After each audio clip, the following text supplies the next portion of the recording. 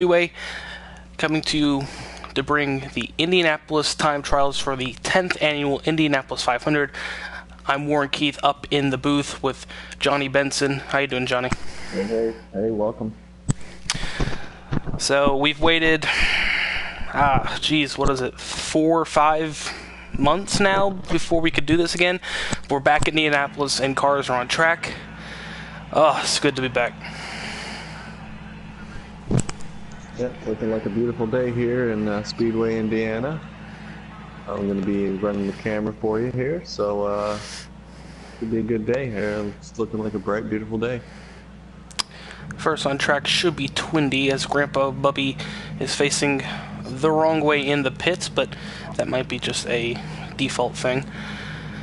We're waiting on the green flag to wave, as the flagman is waving it, so we're waiting on names to be called. Twindy should be the first one out to start his lap. I believe it is 2 laps per driver, if I'm not mistaken. Yep, they're going to make 2 laps. They are going to be allowed the curves, so they should be very quick laps. Alright, so as we go on board with Twindy, there it is. There is the ignition, and he's down pit road. No speed limit right now for the Indy cars, as the ticker is up at the bottom of your screen. Twindy catching some grass now coming through pit exit.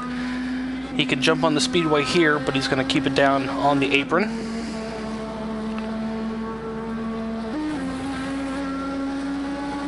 Now onto the back straightaway here at Indianapolis. A very scenic track. You look to your left, there's trees. Look to your right, there's trees. And then you enter turn 3 and the grandstands to the right. You've raced here many times, Johnny. What is the best part about this racetrack in your opinion?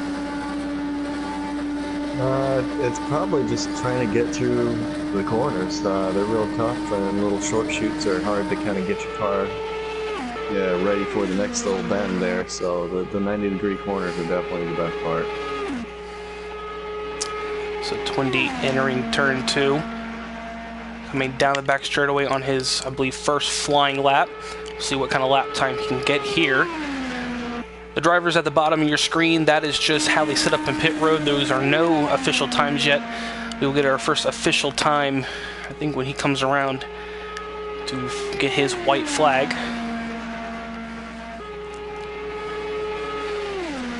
So you expecting your first lap to be quick or your second lap to be quick? I think it's going to be the second lap is going to be the quickest, as it burns off more fuel. It looks like Twindy might have just done one flying lap there. But he got his time in at a 40.042. He might not have had everything set up to do 2 laps there. He might not have realized what the rules were either. So right now he's in the books with a 40.042. So Twindy getting his first lap done. And it's a pretty good lap, don't get me wrong. 40.42, but it's too early to call if that's pole time.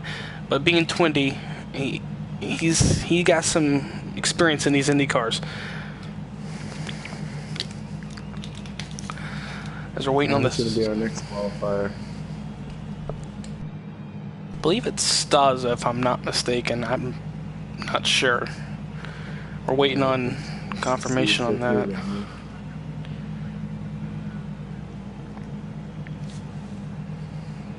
Not sure if Twindy used his curve or not. Now that he's back in the pits, he has a full tank of fuel though, so I think everybody's subsequent runs are going to be slower. It's kind of my opinion here. I think they're going to be slower once they get back to the pits. It's going to fill their tank up unless they have their pit strategy set right. So I do not believe Twindy had his pit strategy set correctly. We will see. As there's a car flying. See who this is. Who is it? Rita St. James now hitting the banking here at Indianapolis. Using the access road and the number 2 Verizon.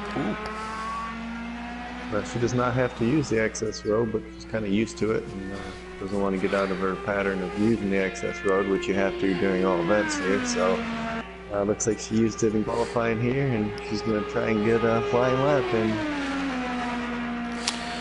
Yeah, Rita St. James, no stranger.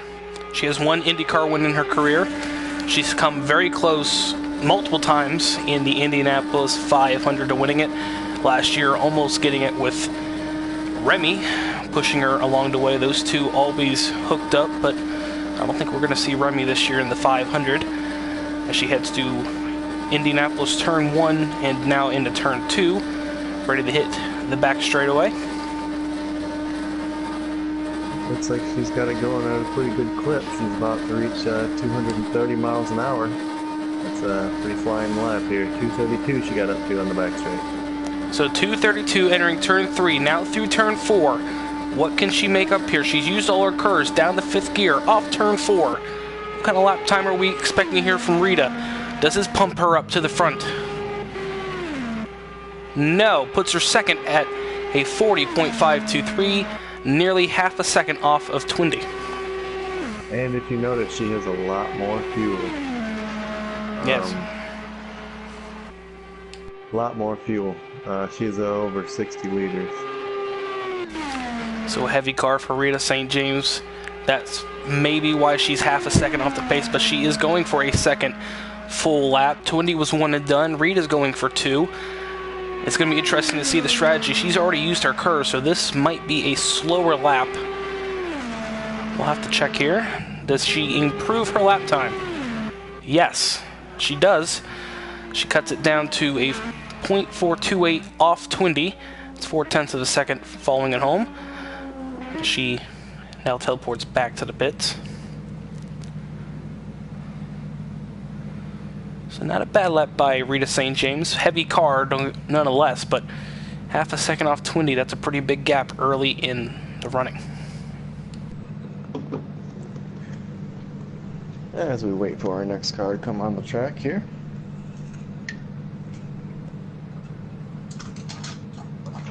Yeah, our past champion, DWMC Freak, is not here right now, so we will not see last season's Indy 500 champion qualify tonight, which is a shame in my opinion, but it is what it is. It's a shame anybody who misses out on this event. It's going to be a good one here Friday night. It's going to be a great show. A bump day's Friday, right? Yep. Friday's going to fill the rest of the field. So this is the top 10 right now we're qualifying for. So the top 10 on speed will get a lock into the Indianapolis 500. So right now, a recap, Twindy in first place, a provisional first place at a 40.042 with Rita St. James half a second back, nearly half a second, 0.4 of a second back, as Carlin now rejoins the fray. Waiting on our third driver to make a hot lap, as there is a car rolling off pit road now and shunts back into pit lane. We'll have to check that out.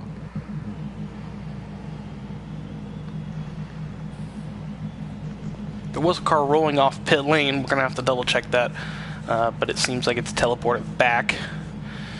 So we'll go ahead and take a look at some of these cars here. Obviously we had Twindy and Rita in the 2. Let's see if I can get a better view over here. I think that's best. Rita in the 2 Verizon IndyCar. We have Sunday Cup League, Carlin Hicks, also Verizon IndyCar. Grandpa Bubby looks like he's in the Quiznos car tonight. Hossack's driving the DLP special. Wanma is in the Arrow. Not sure what car that is. As there is a Napa IndyCar flying down pit lane. That is Tiernizzle. Tiernizzle, no stranger to being fast. Getting onto the high banks early. Didn't take the access road that time. It's the first driver we've seen not take the access road. You can, honestly, you could just jump on the banking in turn 1. But we haven't seen drivers do that. He enters turn 3. I don't see any curves on the bottom of that that gauge there, I Johnny. haven't seen it on any of them. I think they're using it, but it's just not showing up. Okay. So it would be nice to see where it was so we know if they're using it the first or second lap. But I think they can use it and it lasts a couple laps. So I don't see why they wouldn't use it first and second. Contact there in the short chute. Heavy load for Tierney as well at 66 liters. So pretty heavy cars right now. Heading down the back straight. Does he hit 232? This will put us around Rita. No, he's hit it. So this right now, he's a slower top end than Rita was. We'll see how this correlates to a lap time. As he enters turn 4. Now down the front straightaway into the famous canyon of grandstands. Under the flag. Put him up to second, now 0.3 of a second off the lead as he's going to start a second hot lap. Tires are up to temp. Let's see what kind of lap time he can do. He's up now on his previous lap time by 0.06 of a second. This is the former champion car here in real life, 2 years ago now? Yeah. 98 took the win in the Indianapolis 500, and Tierney was going to make it happen here on Friday night.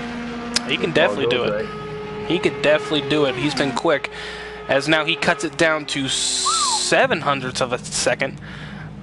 That's as close as we've seen to Twindy, as he is the third car to make time. Flying lap right there.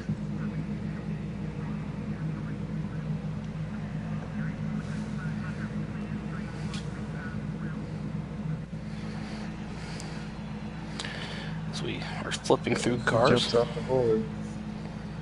I didn't get his time. What was his time? 40.470. No, that's Rita's time. The 40 point. What was he? Just a couple of tenths off of Windy. I didn't get it written down on fast enough in time before he jumped out of the room. Oh, so that time is maybe Carlin got it. We'll have to check when he jumps in here. Well, I think he was 6 100ths off of Twindy's time, was it? 7 100ths. 7 100ths off of Twindy's time. 0.074 if I'm not mistaken.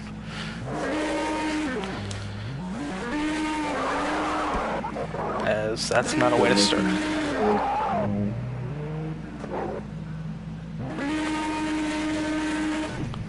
That would make it a 41. No, that wouldn't make it a 40 still. 40.112. Yes.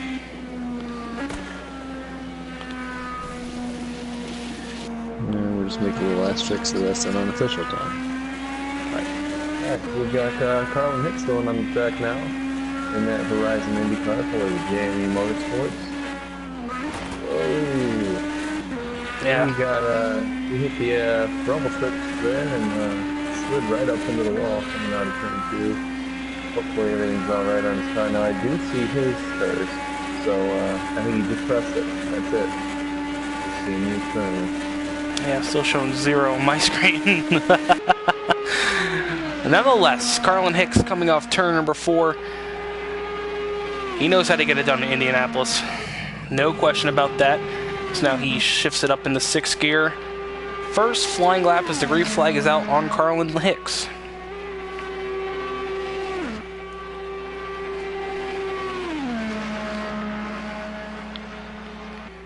Off turn 2, down the back straightaway, keeping it nice and straight.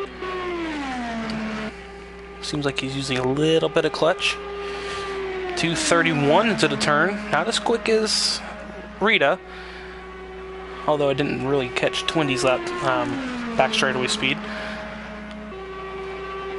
Down the front straightaway. What kind of lap time can Carlin Hicks put up? Can he contest for the pole?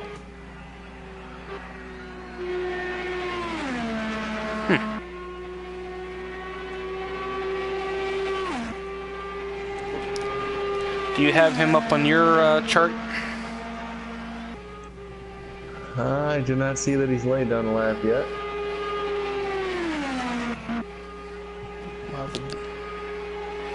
Yeah, it doesn't show it. Well, that is odd. We'll see if this lap time counts for Carlin Hicks.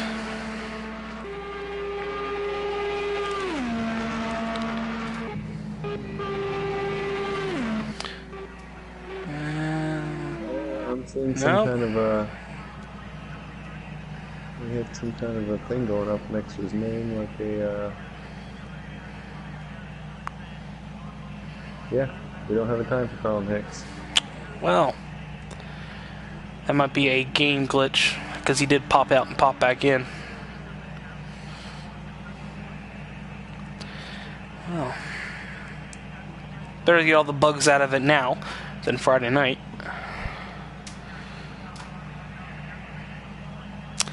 As he's won the Indianapolis 500 and the Brickyard 400 in his career.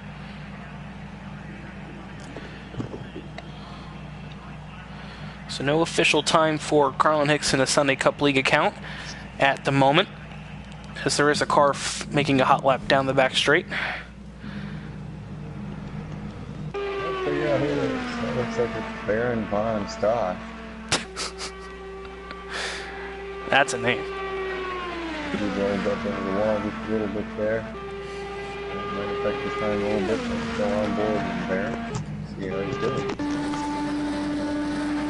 Baron Von Stock. Green flag in the air in the number 83. In real life, that's Charlie Kimmel's paint scheme as he tags the wall off turn 1. Now down the back straightaway, keeping it pretty straight. Little twitch there down the mid-back. 231 for Baron, entering turn 3. Keeps it off the wall. Down near the Andretti strip. Now off turn 4, nearly gets the wall. That's going to scrub some speed off as he had to correct the car. In the 6th gear. Puts him 3rd right now, just behind Rita St. James, unofficially, because we don't have Carlin Hicks' time up there. And he's still up. He didn't scrub the wall at all that time, so he should be a lot quicker than his first lap. Let's see what he does down 3 and 4. Ooh, really up now. Can he battle for a pole spot now? This is going to be very close. Off turn 4, down the front straightaway. What kind of time can Baron put up? Put him to the point. Shoots to the top. At a 40.023. 100th of a second over Twindy at the moment. Again, that's unofficial because, again, we do have no time for Carlin Hicks, so we don't know what he put up. So, at the moment, provisional pole goes to Baron. And with 3 drivers gone, he might be able to make it into the show at the moment.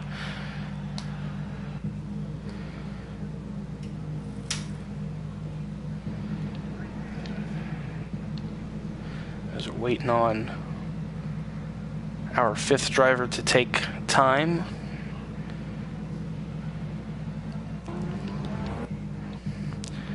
You got to feel for Rita, Mitch. One shoe. Twindy's teammate at...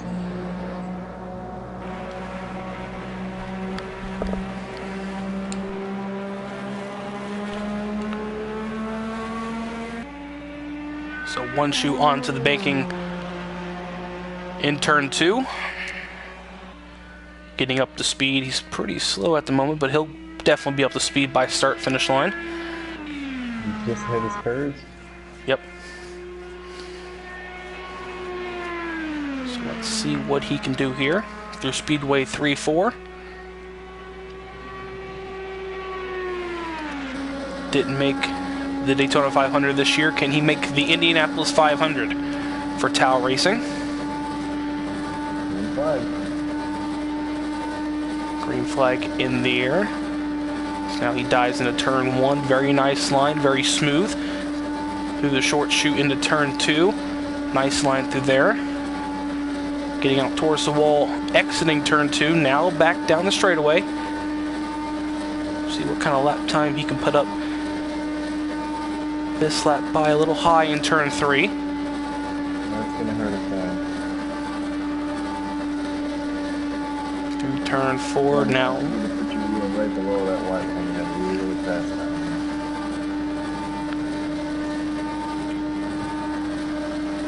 Slots into 3rd place at the moment, but he still has one more lap to go. Can he improve that turn 3 scrub off he had a lap before?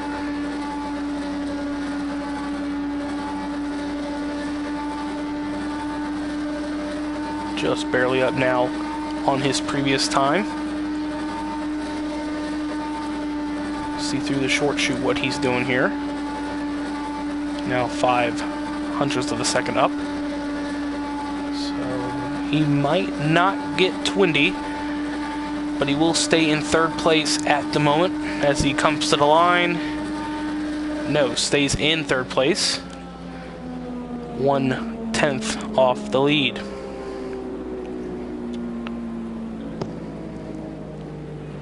.162. I'd like to welcome our new subscriber here, Justin Erb. Give him a little shout out on the broadcast here. One of our new YouTube subscribers. Welcome, Justin. As we were trying to say at the beginning of the broadcast, we were supposed to start at 6:45, but time does change variably, as right now Barron is at the top of the board. You know, we have a whole list of drivers still to go here at Indianapolis, and one of them being Stas. You know, you got to look back to last week. We have a driver on the track. It's Wanma.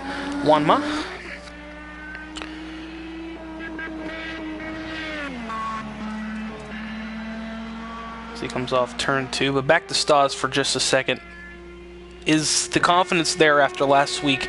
Had the race won in the McLarens, wrecks it late in the race, gets it to Tiernizzle. Can he rebound and try to win Indianapolis 500, Johnny? I think Stas is capable of it. He doesn't have a whole lot of practice in these cars, but you put Stas in pretty much anything and he's right up there with everybody else. As we go on board with Wanma going down in turn 1, he's looking pretty quick. He mixed up just a little bit coming out of 2. That's definitely going to hurt his time. Yeah, it looks like his car is pushing up right in the center of the corner. Might be a wheel or a controller setting he's gotten wrong. We'll see what he can do now into Speedway 3. Yeah, he's pushing. Yeah, he definitely has to adjust his steering sensitivity. It looks like he's definitely pushing this. It's going to be a hard hit. As he tries to keep it very hard hit for that car. Hopefully they didn't knock the toe out at all in the Doom car. It's back into turn 1. If it knocked the toe out, that might actually help him as he goes through turn 1. A little bit smoother that time, but his speed was obviously scrubbed off, down the straightaway, starting his second. Putting a lot of wheel input into it. You can see his hands moving back and forth quite a bit. That's indicating that he might have the wrong settings here for his controller. See, almost over with the wheel. Oop, just pitches at that time. He's got to hit it just perfectly with the settings that he has here. And he's still going to run very wide. I don't see him getting a shot at the pole. It's just 2 seconds off right now. So slide him into 5th. Right now, 8.76. At the moment, that would not make the show on time. He would have to go to bump day. So Wanma looking for anything to get him inside the show. Wrecks slower times than right now, but 0.8 off the second, off of first place. That's it's not what he had in mind.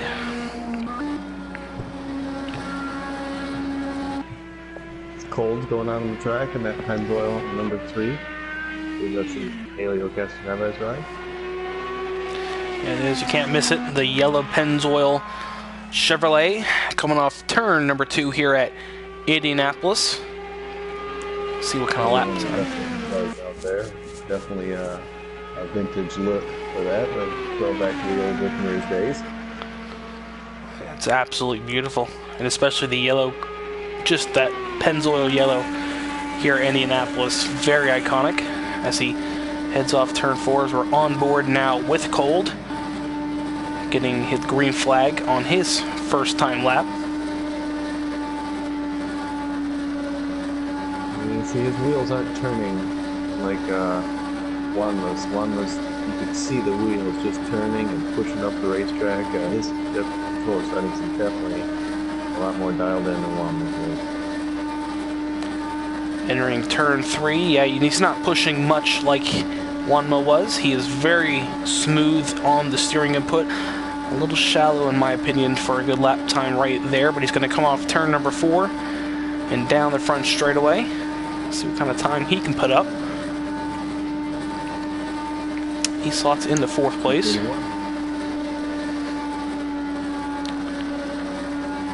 Right now, that would put him on the bubble.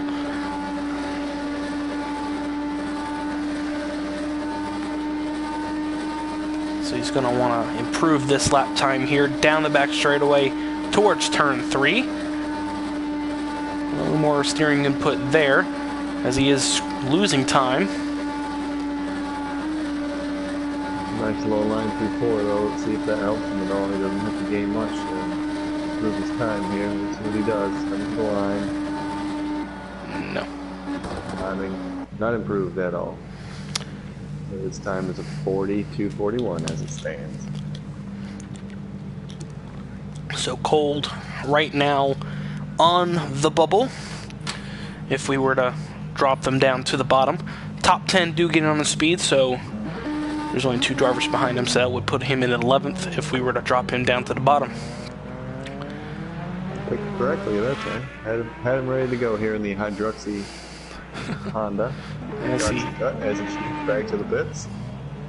He's got a light load. He's got a really light load. And now glitches back to 69. I was going to say, yeah, 20 liters in the tank. That would be a wicked time. I think his problem was he jumped back into the pits. Yeah. And whatever your strategy is, and once you go back to the pits, it's going to reload your strategy. He might have had a lot faster run if he just stayed on the ball on the first attempt out of the box there. Looks like the number 11 car is looking pretty good though, coming down the backstretch. He's now hitting curves and boost him up. Running a high line to turn 3 and 4, maybe trying to build up some momentum like you would at Daytona. Now dives down at turn 4, getting ready to start his first time lap. See what he hits at the line with the speed count on your right. 2:24 at the line.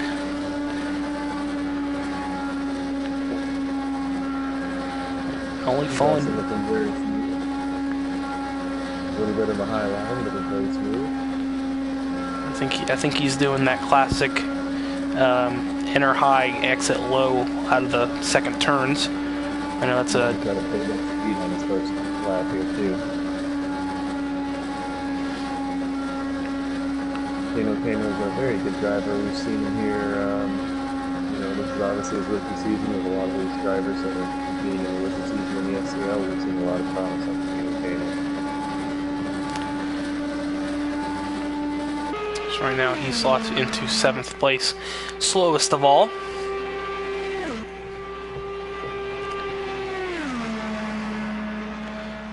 But he's up now on this lap. At the moment, that would put him into 6th.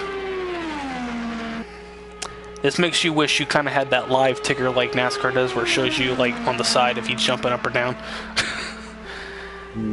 Oh, he's getting a big gain on this lap. Nearly half a second up now, as he's going to rocket down the front straightaway, as I think we lost somebody. 44.39. So put him into 5th place. Again, now he's on the bubble, as we've lost Juanma. If we lose 2 more drivers, everyone would make the field on time, but 2 drivers will make it to bump day as we stand now. It would be Shano and Rita heading to bump day with now Twindy's left, but he'll be back.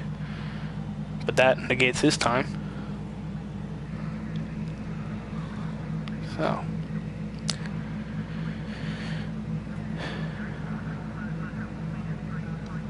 Yeah, it looks like we are having a few technical problems here. That's why we are recording everybody's time as they make it. Something to fall back on here. You know, it's sometimes not in your control if you get thrown out of the room. So, Twitter still has a 40.042. Yep. Let's see if that holds up at all. But right now, Baron von Stosch is sitting on top of the world with 40.023. Looks like I just got disconnected.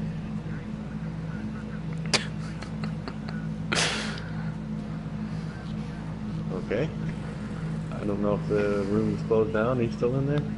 Yeah, I'm still in here. I'm sitting on board with Staza.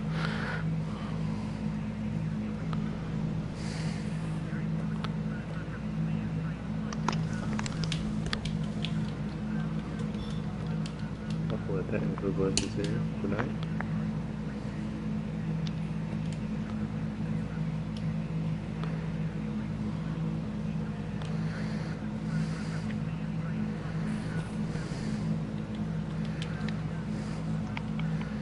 You able to jump back in the director's chair? Yep, I'm jumping in. It says I'm in the director's chair, so I'll see here in a second. Alrighty. As now we're back to 13 drivers on track. So now 3 drivers would head home. Well, not head home, but head bump day.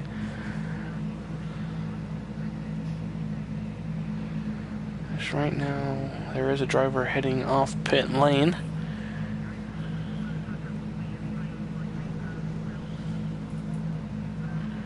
And he popped back in the pits.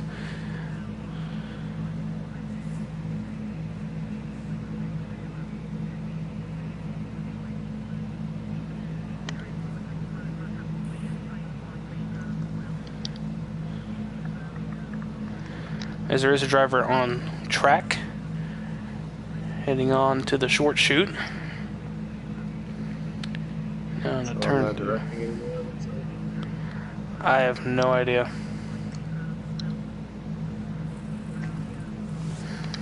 I'm just stuck on board with stars. I can't do a thing. Alright, looks like we have Callie Vital on track now. He's getting very loose to 3 and 4. Yeah, I can't do a thing. Very, very twitchy.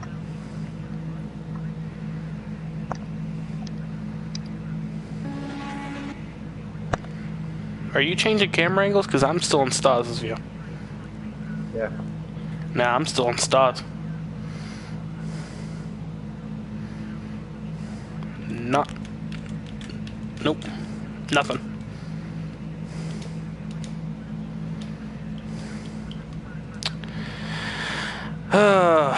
Well, I would say I would jump out and jump back in.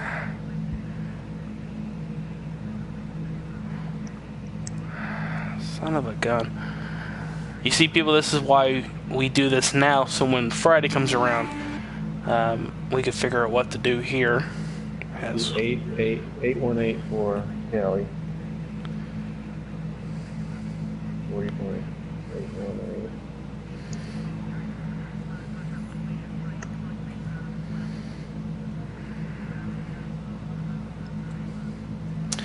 Alright, Johnny, it's your call. I'm stuck on Staza, and I'm not going anywhere with it.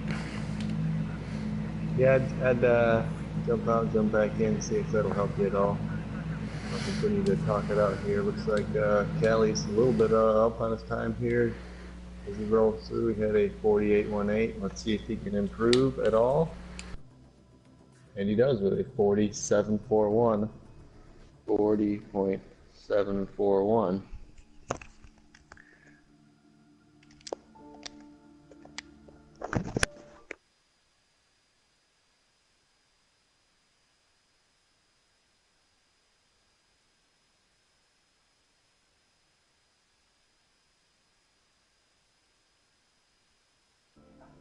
So currently Baron sitting on the point.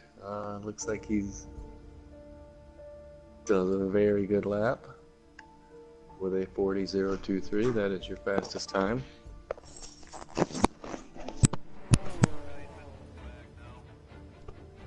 Alright, well, I'm coming back into this, into it now. Like I said, let's get these glitches and bugs out of the way now, so when it comes Friday, we can have a good race.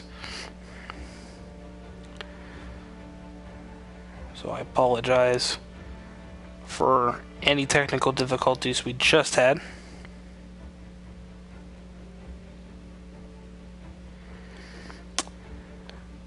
I was just waiting on it now. 62% loaded. Looks like the track is clear at this point. We do not have any drivers on. As I am back, and now we have camera angles here at Indianapolis. Whew. So. I'm not in the director's seat then, huh? You're not switching through cars right now? Yeah, you're switching through cars, you're good.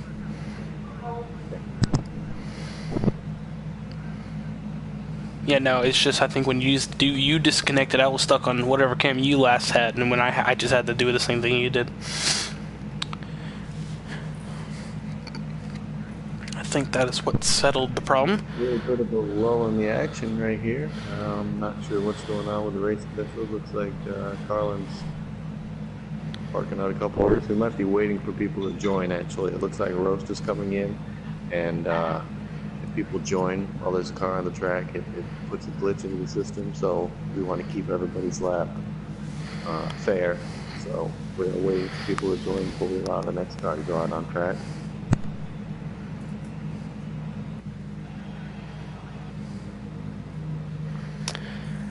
So flipping through the order now, Cold, who was sitting third right now at the Indianapolis time trials.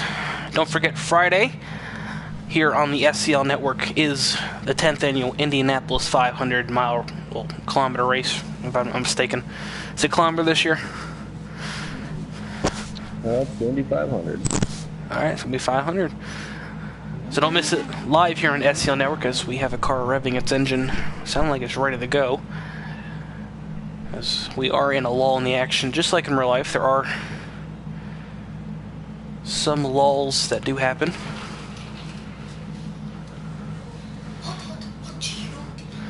I just got some nice hot chocolate, thank you. And there's marshmallows under it. What a way to sort of do a broadcast. Got hot chocolate live with you. Where's my hot chocolate, buddy? I don't know.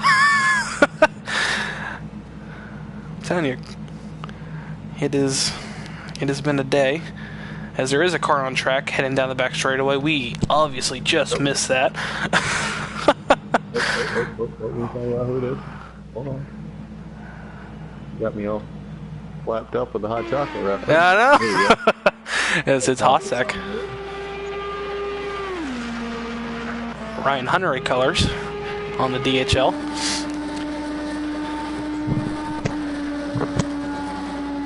As he dives into turn 1. Down to turn 2. Well, just like in real life there, Johnny, you do have those lull in actions on the speedway. You don't have any cars during qualifying. I know. As Rosta is joined in yet again. So through qualifying, I hope that doesn't mess up his lap at all for Hasek. We'll see what kind of time he can put on the board here. 7th place right now for Hasek. Do you have the ticker up on the side? Yes, I do. Yet again, another bug we are fixing. Not showing up on mine. He's at a 40.558 currently.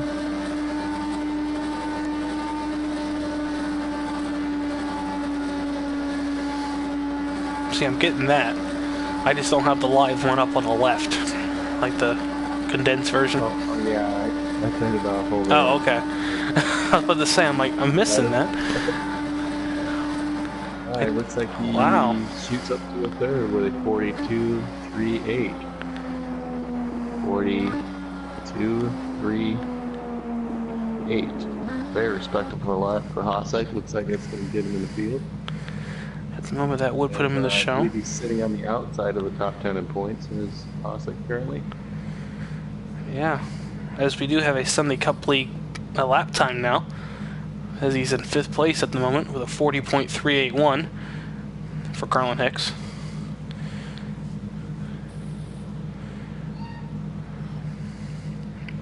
I will record that while we have it here. Yeah, I think we... Still to go as Wamba jumps out again. Looks like Twindy has to make a second run. And Grandpa Bubby is going out to make his first run. Gotta love that name. What a name for... Grandpa Bubby. Grandpa Bubby. You know, my sisters call me Bubby as a kid. That's killing people. Oh, that's becoming a trend here, and I don't know what that's about. But everyone seems to be shooting back to the pits after they leave the pit lane for the first time.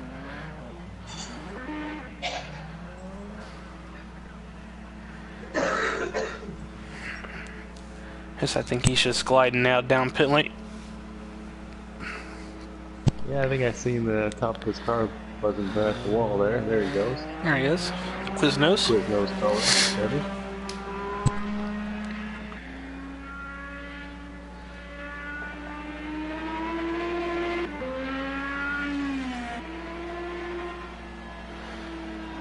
So, right now, Barron on pole with one shoe, which, in my opinion, after the last 2 seasons, jumping in 2nd place is not surprising at all.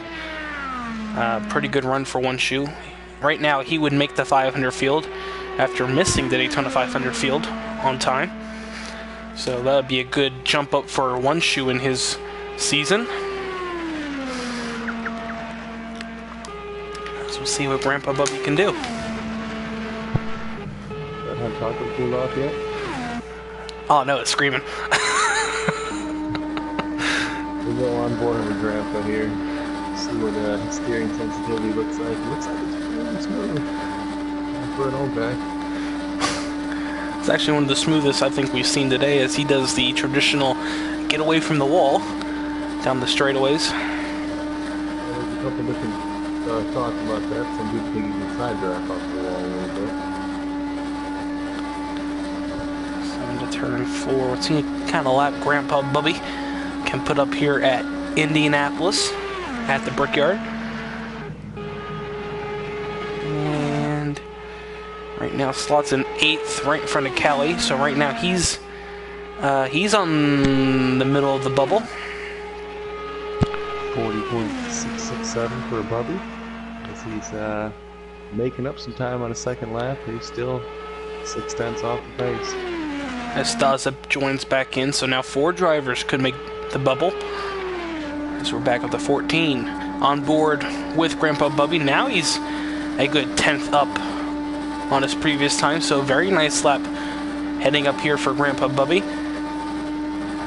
See what kind of time he can put up. Can he bump himself into the fray? Yes, puts him up to 5th position, right in front of Carlin Hicks. So Carlin Hicks, Shano, Rita, and Callie now on the bubble in the bump. Very good lap for Grandpa Bubby. Very clutch lap, as we've lost Rosta again. They pushed that car back to the garage. Must not like something, so they're going to take him off. Guys start making their second attempt here, as we've got everybody cycled through. I believe Booney's probably going to be back up on top of the list here. Did we see a Staza lap? I don't think we saw a Staza lap. Yeah, we did. No, we didn't, because there he is.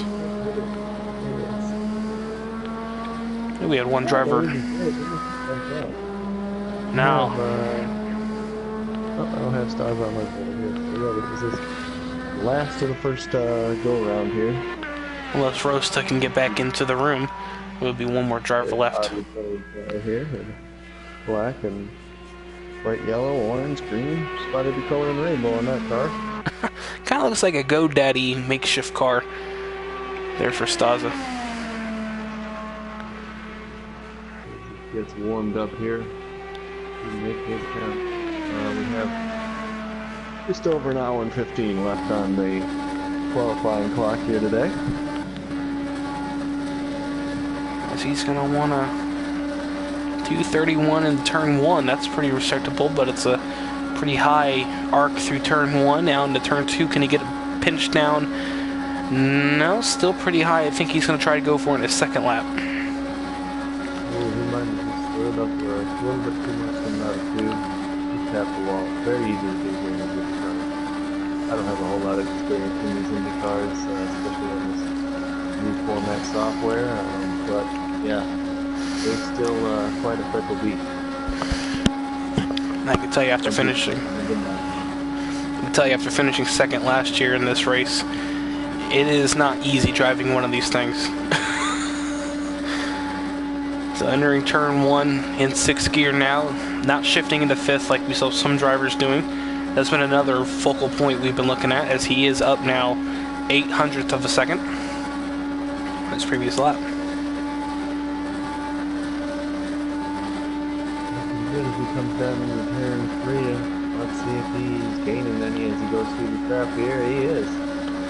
Gaining the whole 1.5 on the previous time. That should put him up the border a little bit here past Galley. Let's see what he does. Does it get him out of the bump zone? No. 579. So Staza now in chance of getting bumped out, as we have got everyone qualified at their first run. If you're just joining us, the 3 at the bottom, their times are recorded. They just lost connection, so they are not on your board, but they are recorded. I believe Twindy's lap might have been disallowed. I'm getting word that Carlin is making everybody qualify with the full tank. So his time might have been disallowed since he was not on the full tank his first time around. That would explain the coming out of pits and going back in. So Carlin Hicks trying to equal out the playing field here as much as he can for each driver to have a chance at the pole, as right now Barron put up a pretty strong lap. No one's been able to touch it after he set that, I think it was 3rd run we saw today. So Twindy in turn 1, your pole sitter earlier in this session before his time was disallowed by SCL officials, as he does tap the wall of turn 2.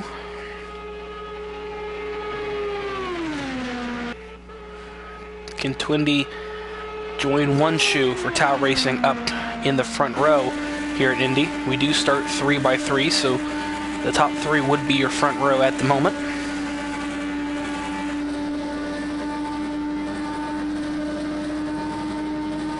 So what kind of lap time Twindy can put up here. At the moment sitting 9th place, as that is not going to make a better lap. And he backs it out. 44.974 Twindy. It looks like more of a mid-pack time and part of the lower pack. So right now it looks like he's looking okay. Definitely a good run. Probably solidly in the field. We'll see what he can do on his next attempt, as there's over an hour and 10 minutes left of the qualifying session. So everybody is, I believe now everyone is qualified through. So we're just waiting on whoever decides to go next to start their second attempt at the pole here in Indianapolis. There's Callie.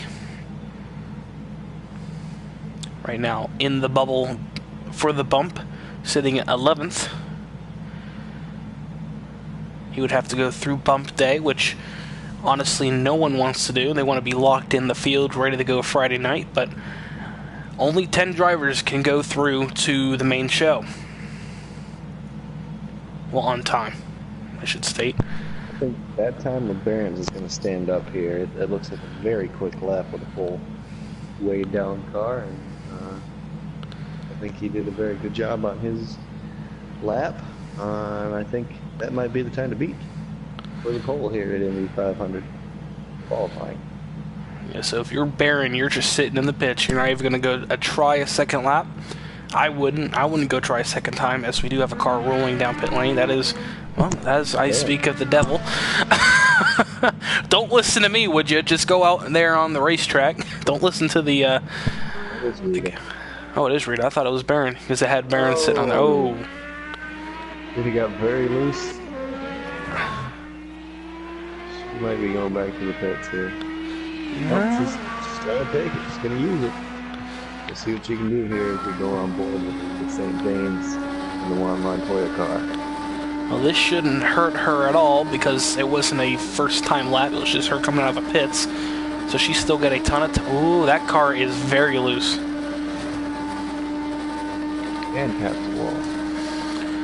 She's obviously made the wrong adjustment on that 2 car. But they do say loose ew. Heading down the front straightaway to start her second run.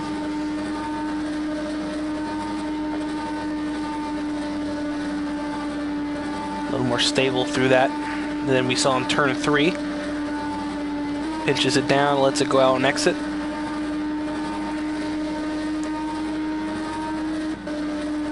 Rita right now would be the top. Rita trying to get out of the bump zone. She's trying to solidify herself into an Indy 500.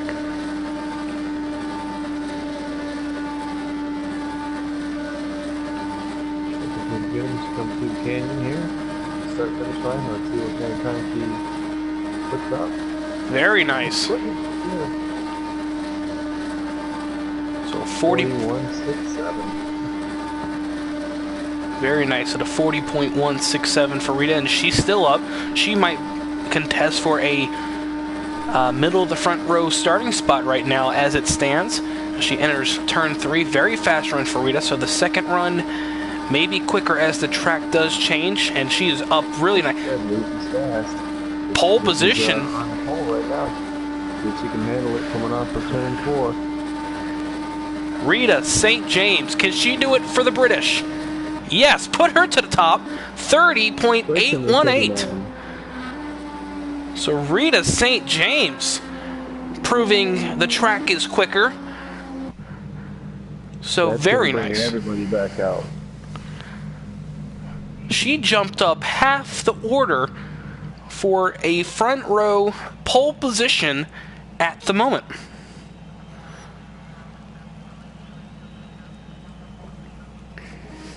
Very good crowd here to watch qualifying. See some of your favorite guys out there. They're standing out waving the flags, and everybody looks like they're looking to see a very good run. The crowd's roaring after that Rita St. James qualifying attempt. As we have Tierney on track. So Tierney trying to make a better lap. What was his lap? You have it written down. What was his first run? His unofficial time is a 41.12. As it disappeared on us, we got written down, but for all accounts, we believe it was a 41.12. Alright, so that would put him right now, unofficially, would say, in the 3rd position. So let's see if he can try to improve that time.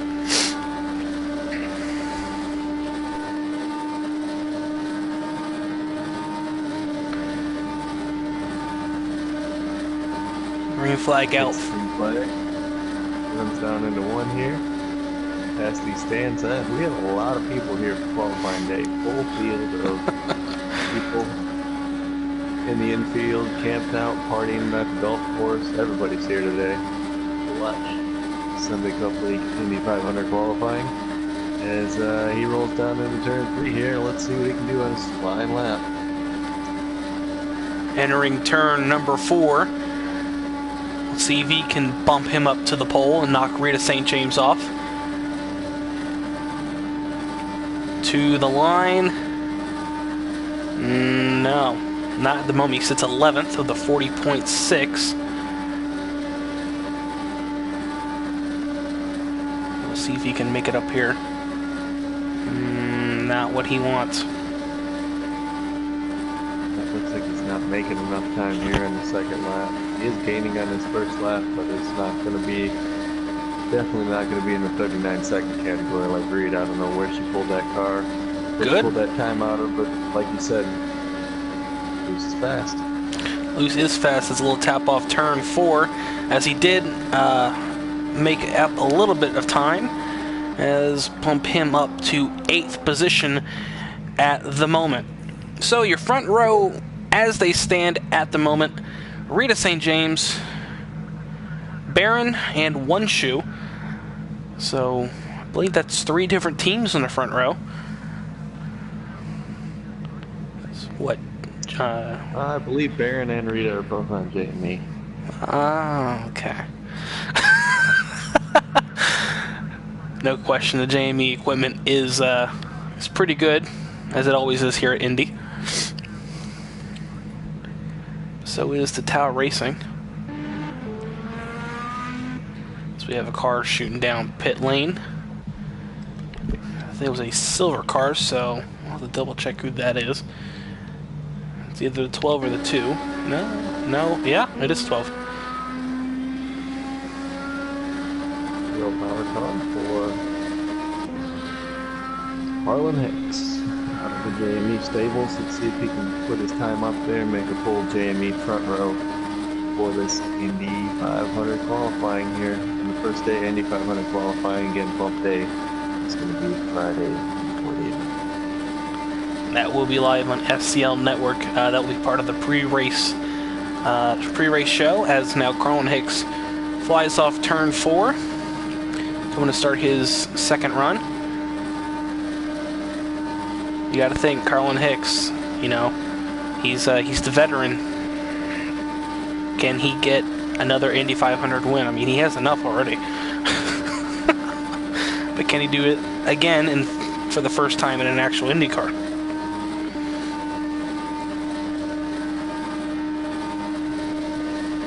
You know, Warren, I'm noticing that,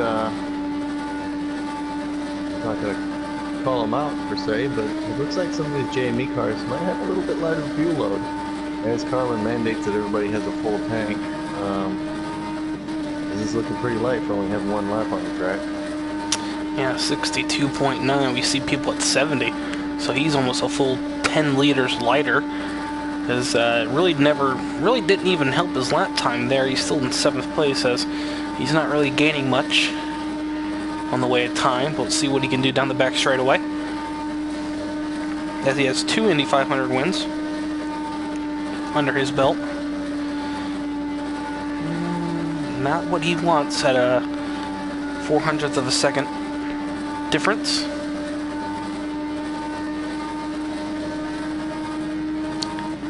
At the line, moves him up 1 position into 6th place for Carlin Hicks. That's outside 2nd row for the JME driver.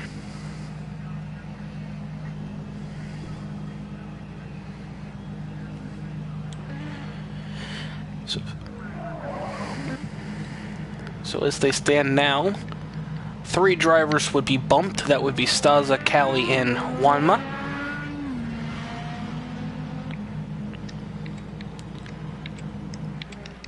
And some other cars may try to qualify for the show on bump day. So here comes your previous pole sitter who got bumped off by Rita St. James. Can he back it up with a very fast run?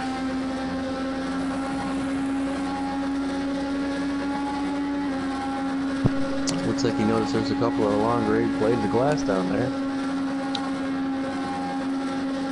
There's glass on the racetrack? Glass, long blades of glass down the infield. Oh, oh. Hope they don't cut a tire. Let's get the green flag for his 2nd attempt at the front of the field here. Just to gain 2/10 on Rita St. James. Could be an impossible goal. We'll see. Yeah, it'd be nice to see Rita on the pole. She's got it all figured out.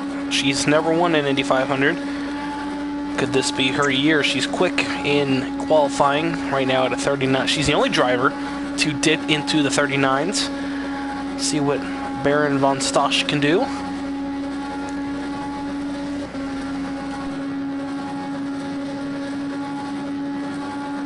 Slower that lap. I know Rita has at least one victory when she used to drive for Benson Speed Equipment there in the Firecracker 400 at Daytona. That's another very high-speed track in stock cars. But she always does very well here in the IndyCars too. I know she's always a front runner and a contender for the wins. And Baron's gaining a little bit. Enough.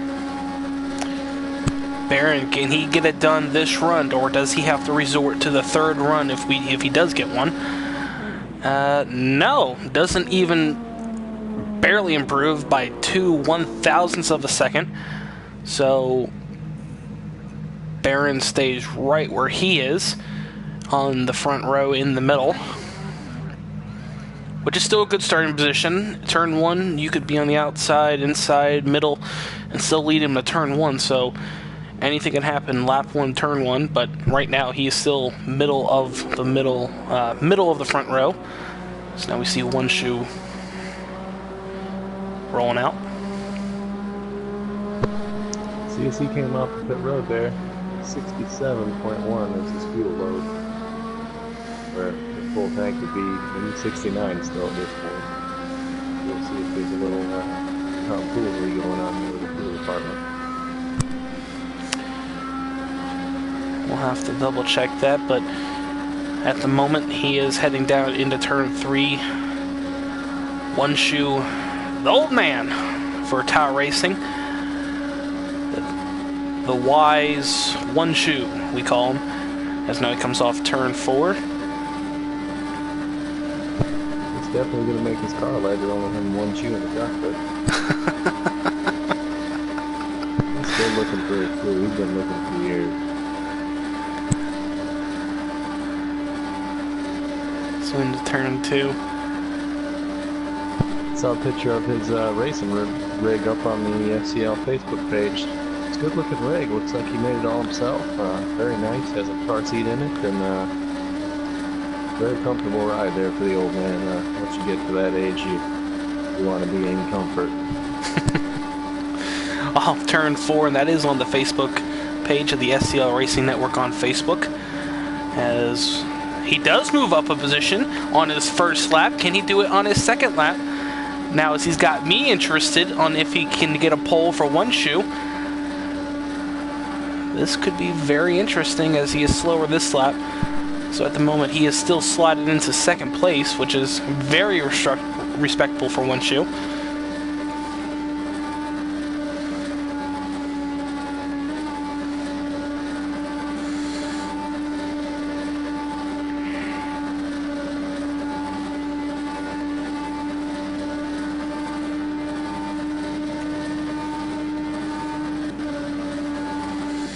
And slots into second place, moving up one position on that run.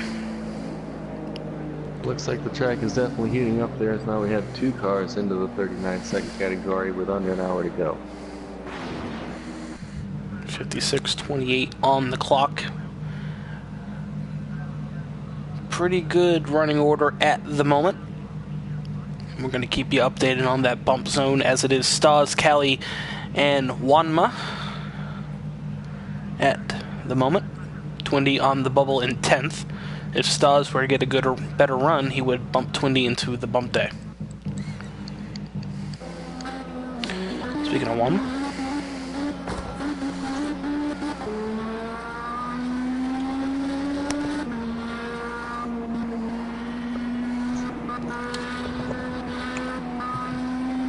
Now let's see if he's adjusted his steering to a better setting there, Johnny.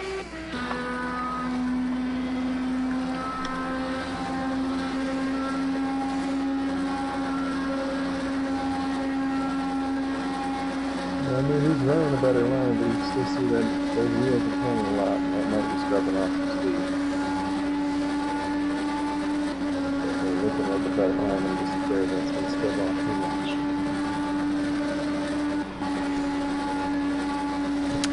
Into turn 1, down pretty. That's a good line, but it's just, like you said, too much steering input on Wanma, as he gave us an update in the pit lane to our Carlin Hicks. He said it was cold tires his first run. See if he can back it up with a little bit better run. He's at 64 liters, so he's obviously has a little bit lighter load than he did as he shifts it down to 5th gear. You can see that right front tire is cocked at like 35-degree angle there. It's quite a bit. I'll just get off that maybe spec. We don't have the time for it. Nope. Has him on track, but no time. We'll have to see if Carlin has a time for him, so we can give you an update on where he might be sliding in. Currently sitting on a 40.876. Down the front straightaway.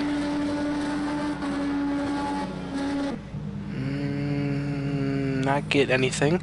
I will double check with the Carlin Hicks.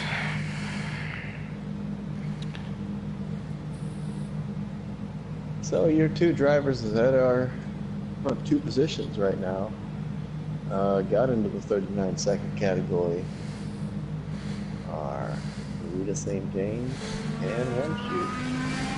Looks like they have very good runs. As we have another car out on the track here, we'll figure out who that is. We're going through everybody. Looks like it's going to be cold out on the track for JME and the Wenshoe.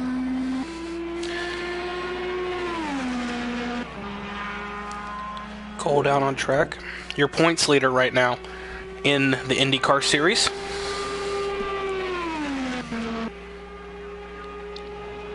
They just switched over to that Penske chassis this season, or this week actually.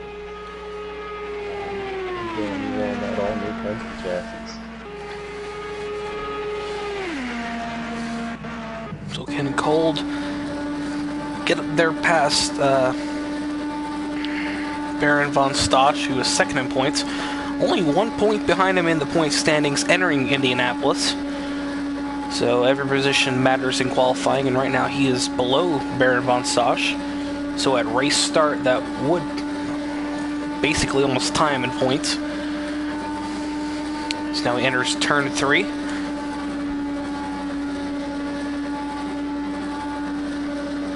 Very nice line, very medium wheel input in the turns.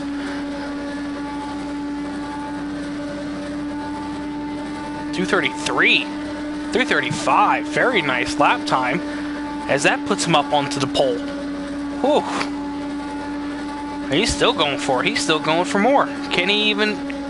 He is going to further that gap at the moment. So bump. Right fuel load for the JME driver.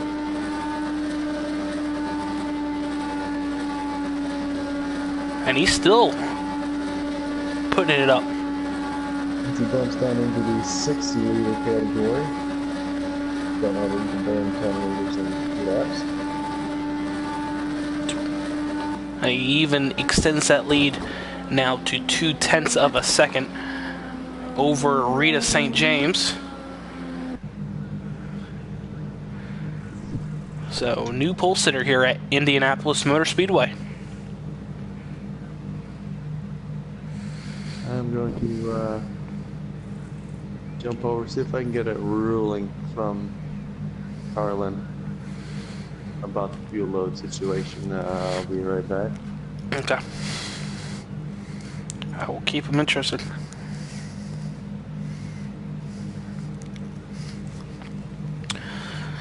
So, as Johnny heads over to get confirmation, don't forget, Saturday night, drop everything you're doing, drop all your plans.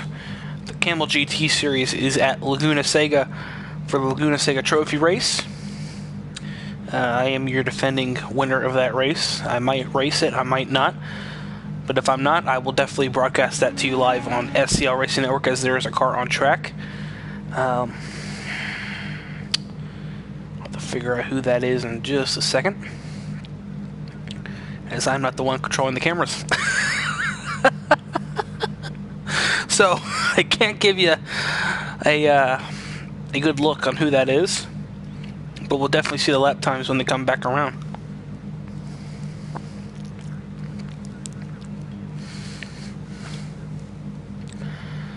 If anything, I think it might be it looked like it was white and yellow, so it might be Grandpa.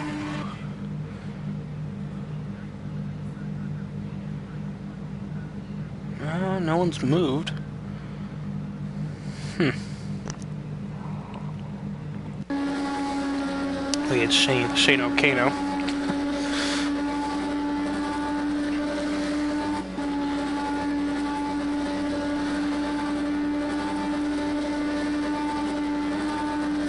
As he enters turn number 3 here at Indy. Very good lap time. This will definitely put him near... Oh, this would put him near 3rd place, I would imagine. As in 5th place for Shane O'Kano. That's middle 2nd row.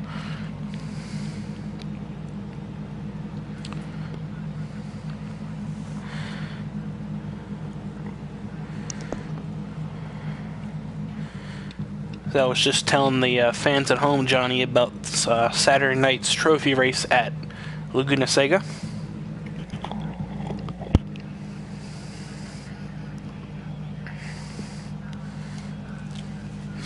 For our Camel GT cars? Yeah. As Galley just left the pits and he's already gone to a 67.1.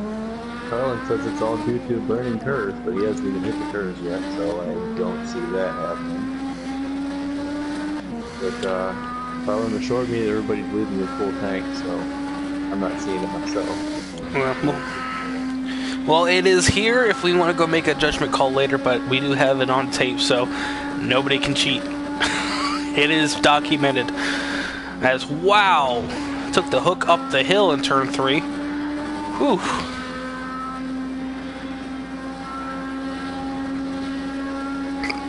Loose is fast, right? Well, let's hope so.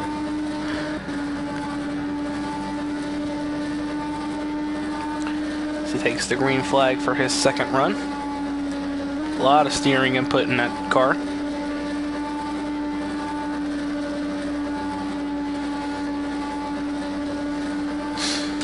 Saw that last night in the Lotuses. There was a lot of steering input in those cars.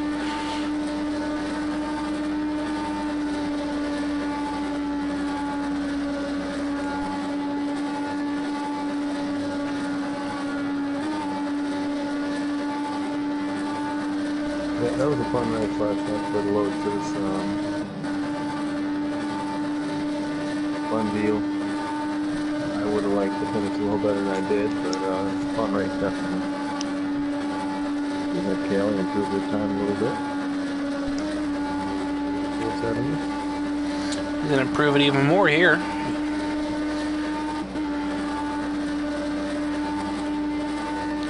It's right now Twindy, last year's champion, heading to the bump day as they stand. I'm sure with the light fuel load he is going to be fast.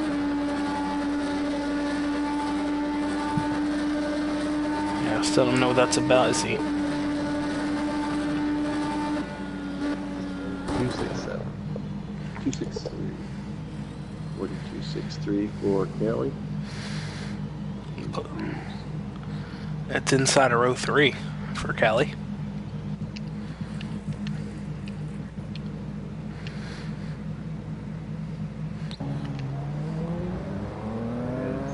Possibly pulls out of the pit stall with a 47.7, with 67.7. So these guys might be filling up to full, but as they sit there with their cars running on pit lane, it's burning fuel off. The longer they sit, the better their time is going to be. It's all luck of the draw at this point, as Hossack is in 6th place at the moment.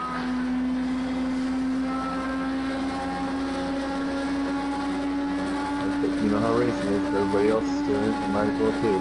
Yep.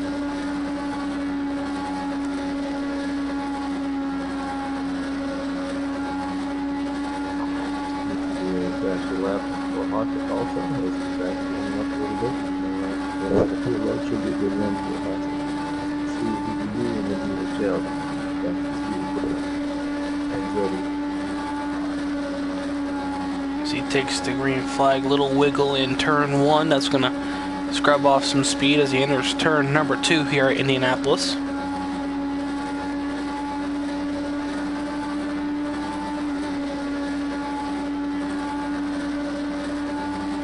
And this might look calm now, but Johnny, you and me both know that come race day, if you're having trouble in single car runs in that dirty air, you're going to have a real bad race.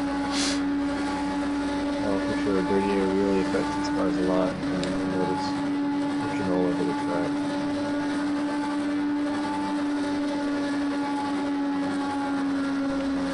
Slower that lap for Hossack.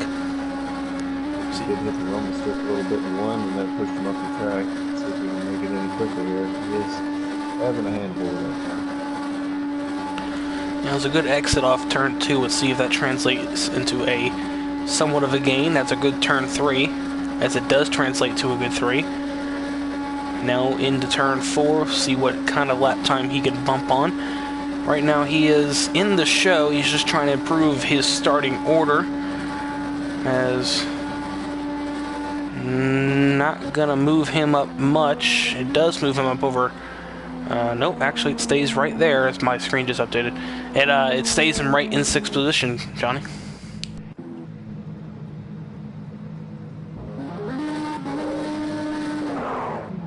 Bubby pulls out. Grandpa Bubby. I can't get over it. As he rolls to the end of pit lane.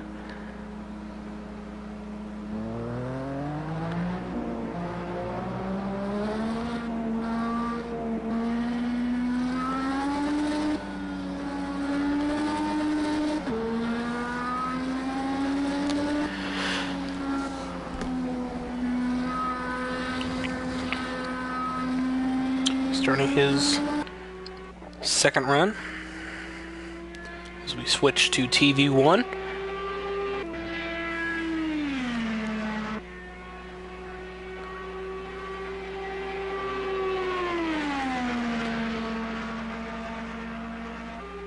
I think if Grandpa Bubby wins this race, he'll be the oldest winner of the Indy 500. Possibility. Virtual and real life. I think he might be up there. Yeah. 6. I don't know for that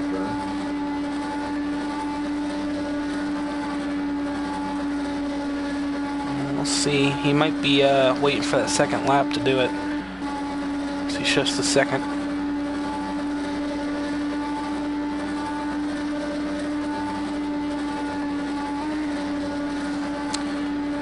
Through the short chute in 3 and 4. See what kind of lap time he can put up here.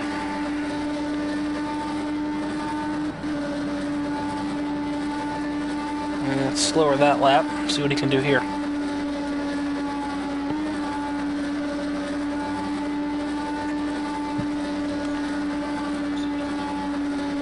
And he's up. He's up, but he might have just put the ball up there. Let's see if he ran down the banking and that translates to a faster lap time here. No, actually, you're right, Johnny. He might have clipped that wall because he's down a full 10th on his previous lap.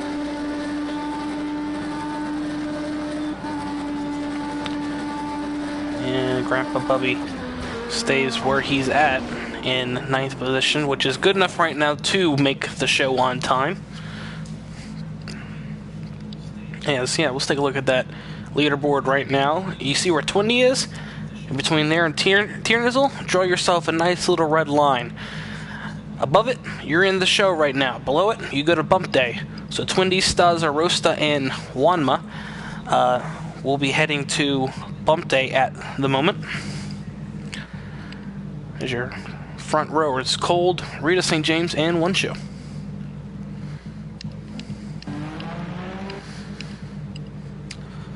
So halfway through qualifying, as we are down to 39 minutes to go.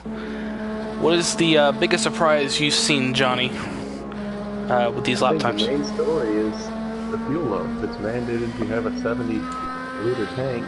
As we see Staza pulling off with a 67-liter tank, those 3 liters are going to make a big difference. I think that's the biggest story of the night.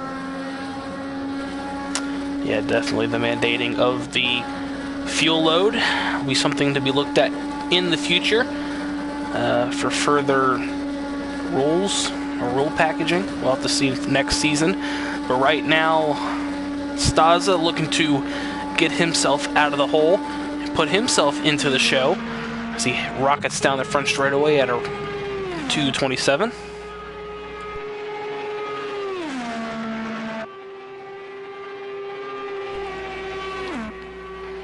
Into the wall there in the short chute.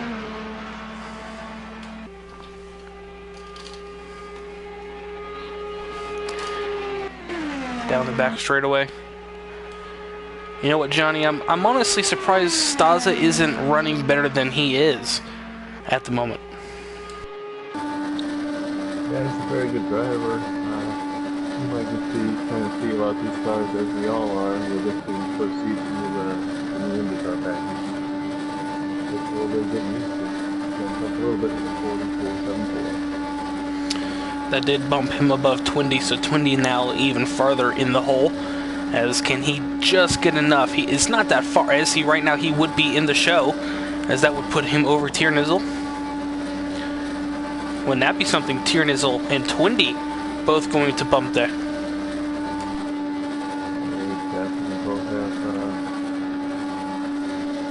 This has turned out to be a very good lap here as we get from the 60-liter category. Let's see what we can do at the end here.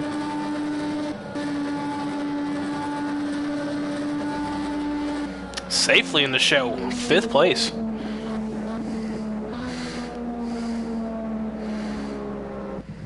Very nice for Staza. I think we can safely say if you're above 8th position right now, you might be safely in the show. Might even put that to 8th or above. From 9th on back, you might be in trouble. So we'll have to see, as we still have, I'm trying to see how much, 37 minutes, I believe, still on the clock.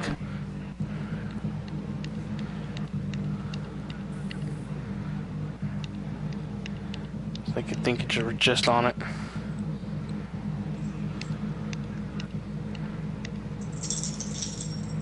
It was near the front of pit lane. It was at the front of pit lane.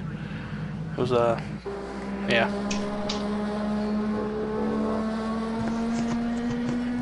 Rosta has a full tank, so we'll see what we can do with that. Does Rosta and Wanma have the same paint scheme?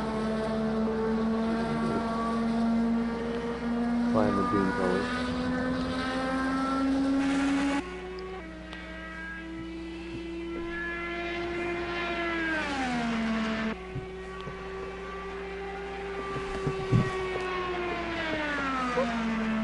If I'm not mistaken, this would be his first run. I don't think we saw him do a run earlier. I don't have a tank, man. Yeah, so this is a first run for Rosta.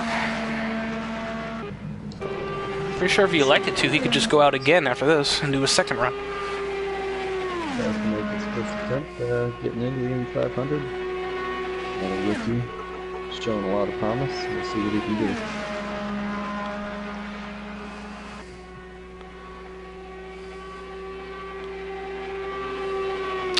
Just got a confirmation that all the times are accurate at the moment.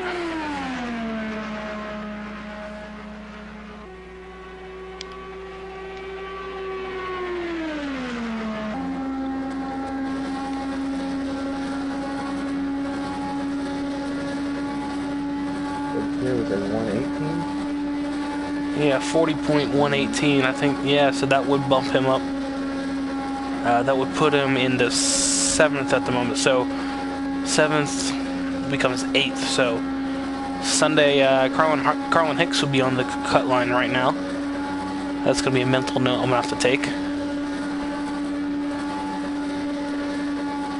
So ladies and gentlemen, if you're watching at home and you're trying to follow along on the side, 7th, move that to 8th, 8th moves that to 9th, and 9th moves that to 10th, as Tiernizel sits at a 41.18, because his time was knocked out when he left the room, which it still stands as he did make a lap. As we're on board with Rosta, as he is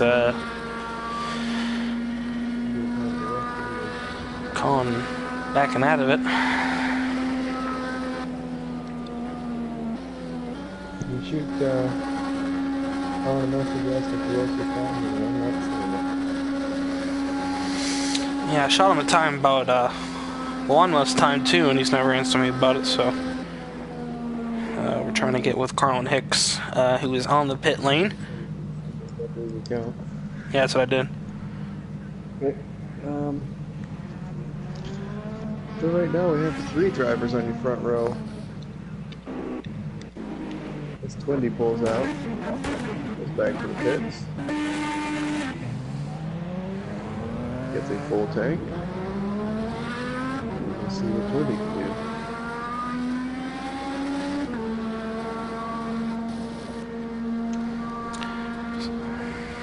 Alright, just sent him a message as Twindy now heads on to the banking in turn 2.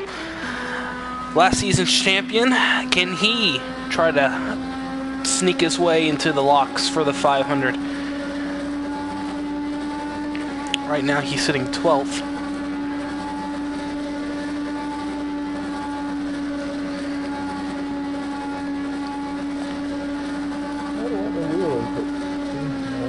Oh, there, that's a lot of wheel input right there. Well, the wheels up front, you can see the right front tire not doing nearly as much as Twindy's also on a controller, but I think he's got some good settings for his controller. See what he can do here. Coming off turn number 2 down the back straightaway at Indy. If you haven't noticed, there are lights at Indianapolis, and we'll cover why that is later as he enters turn number 3 pretty high in turn 3. One had 876. What is the other part of the message said? The Rosta. I'm looking at it now. Said 876, Rosta 465, both off the cut. So, wow, Twindy just smacked the wall in turn, in the middle of turn 1 and 2, calls it quits. So right now, Twindy's still out of the Indy 500 right now. I can say that unofficially because he would have to go through bump day to begin with. So he is out of the Indy 500 at the moment. Is Rita St. James going to go try to get her pole back? Looks like Carlin might be making a lot of the pits now that he's realized what's going on. As we've seen the past 3 or 4 drivers here jump back to the pits right before they pull off, so we're going to mandate 70 liters. He's just going to go out again and try and get back on the pole if your current pole sitter is pulled with a 602 game. Yeah, Cold definitely showing why he's the points leader at the moment. But can Rita St. James tell him, no, this is my Indy 500? It'd be more like, no, Cold, this is my Indy 500 pole. Thank you very much.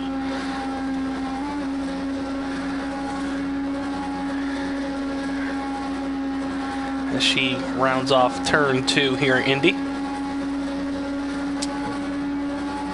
Rita Jessica St. James, the old Stewart rep, looking pretty good tonight. That she is. Right. She enters turn 4 for the first of her 2 laps. Pretty good line through there. Not really the lowest we've seen or the nicest we've seen, but whatever it is, it's working for her, as it's not that lap gonna do it. Let's see if this lap is better. Is definitely better line through turn 1 there.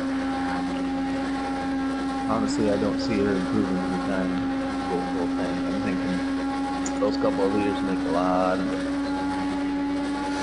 Yeah, I'm starting to agree with you.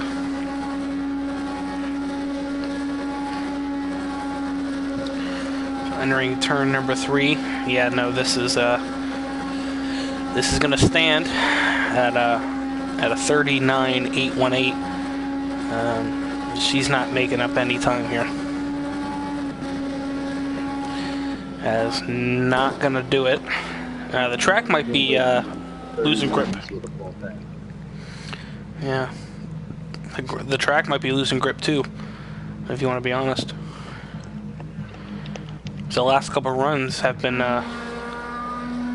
as that's a 67-liter tank.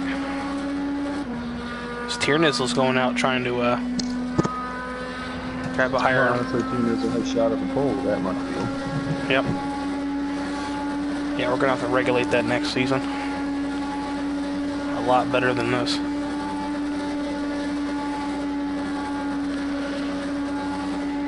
So entering turn 4. Me and Johnny both think this could be a pole lap, so let's see what he can do. Turn off turn 4 down the front straightaway.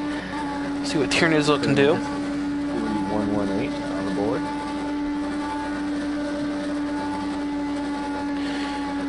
Definitely would get him out of the drop zone.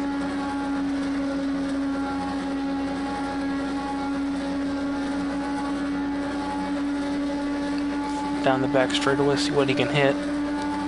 333? Yes. Oh, this is going to be a good lap. That's more like Top Fuel Dragster time.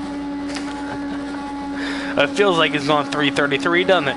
Off turn 4, this is going to be a flyer. Very good lines through all the corners. We'll see what he can do. Does he jump up? Oh yeah, all the way to 4th. And he's still going to make time here as he's entering turn 1.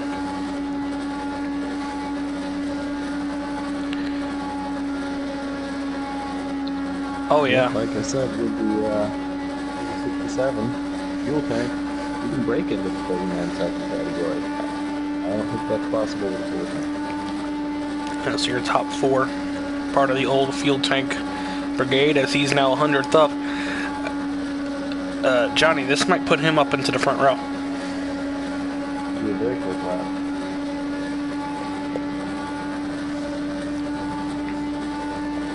Yep, 3rd place. Bumping 1 shoe off the front row.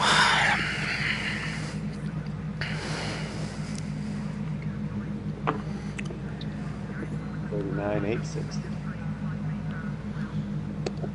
So, very, as we're looking through the pit, you see 69, 67, 68, 70. He just ran. Wow. I think that's Carlin going now. He's just flying. It should be a good time. He's got light fuel tank, and he should be able to run in the 39s if he can put his act together and be right up there with his JME teammate. Yeah, I think you and me are having the same questions on what fuel is what fuel at this point.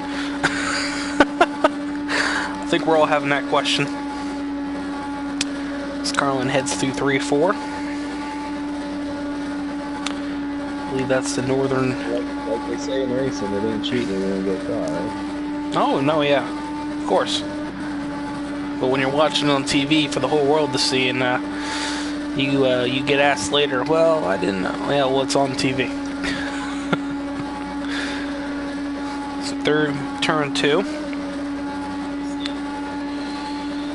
Heading down the back straightaway.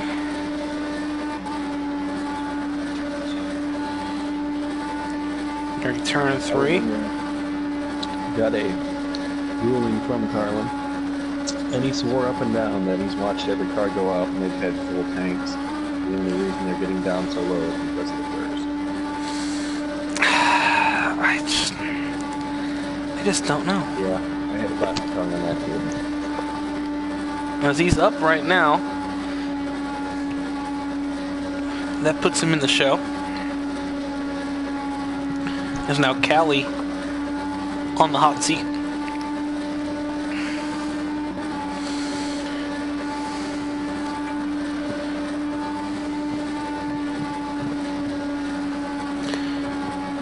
As I am posting to the Facebook right now, as he's still up by 0.08 of a second, coming off turn number 4. See if he can bump up to 8th here. 5th place for Carlin Hicks.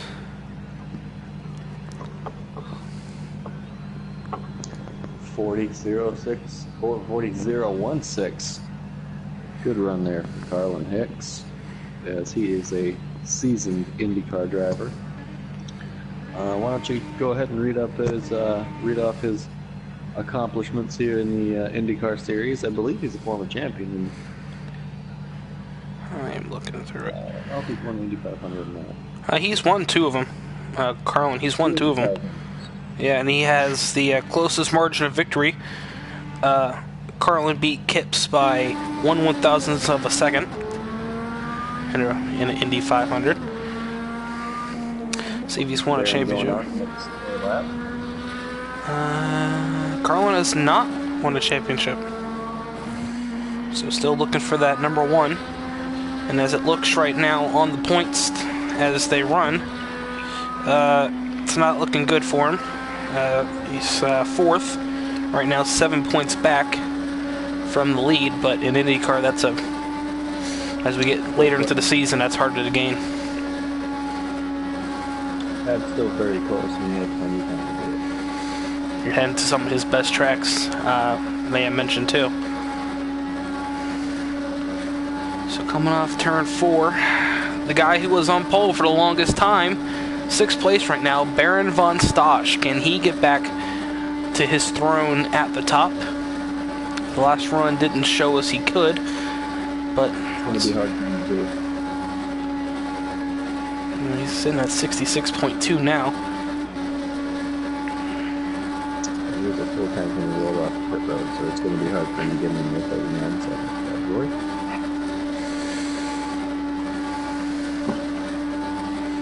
Into turn 4, very nice line. Probably the smoothest wheel input I've seen today is from Baron von Stosch. It's like butter through the turns. Wow, that is a big difference of a full tank there. 0.2 of a second.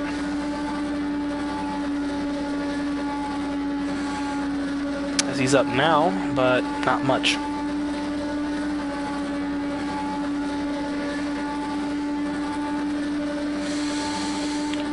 So Baron von Stosch entering turn 3 into turn 4.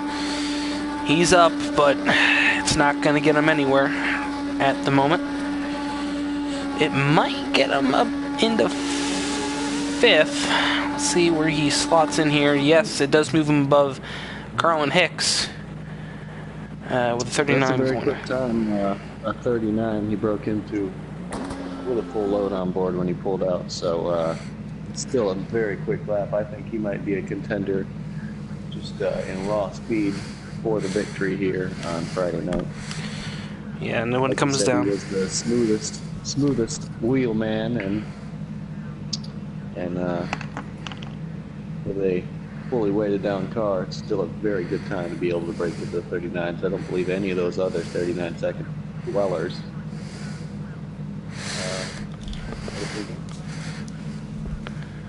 As we have 20 minutes remaining live from Indianapolis. If you're joining us just now or on Facebook, as we just posted a new post telling you to join us for the wrap-up here at Indy. If you're just joining us on Facebook, left of your screen, that is the running order as they stand officially, now that Tier has got his second run in.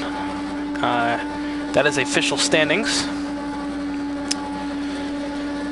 So, changes a little bit here. We have Rosta at a 4.65. He's not showing up on the board, but he has a 40.465. And Wanma has a 40.876. So it doesn't change a whole lot, but that is plus those two in there actually. I think that would be 13 and 14th, if I'm not mistaken.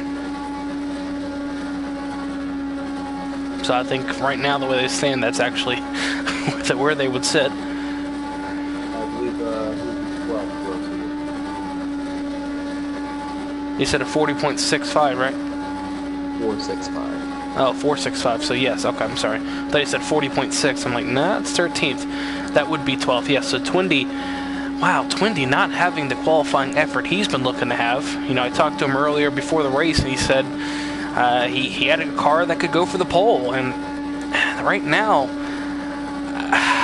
I just don't know what's up with Twindy. 13th place is definitely not going to cut it. It's going to push him to bump day on Friday before the event. He's definitely sitting in provisional range, but it's kind of a sad deal there that he's not being able to run for the pole here as we're on board with Juan Mas and what he can do. Yeah, Juan Mas trying to move his way into the Indy 500 in his first attempt. Could possibly do it on bump day, but you would love to do it today, as yeah, still not getting a time for him. I don't know what it is between Rosta and Juanma. The two Doom cars are not showing up on our scoring loops.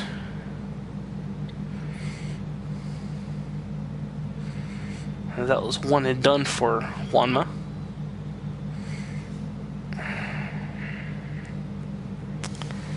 So,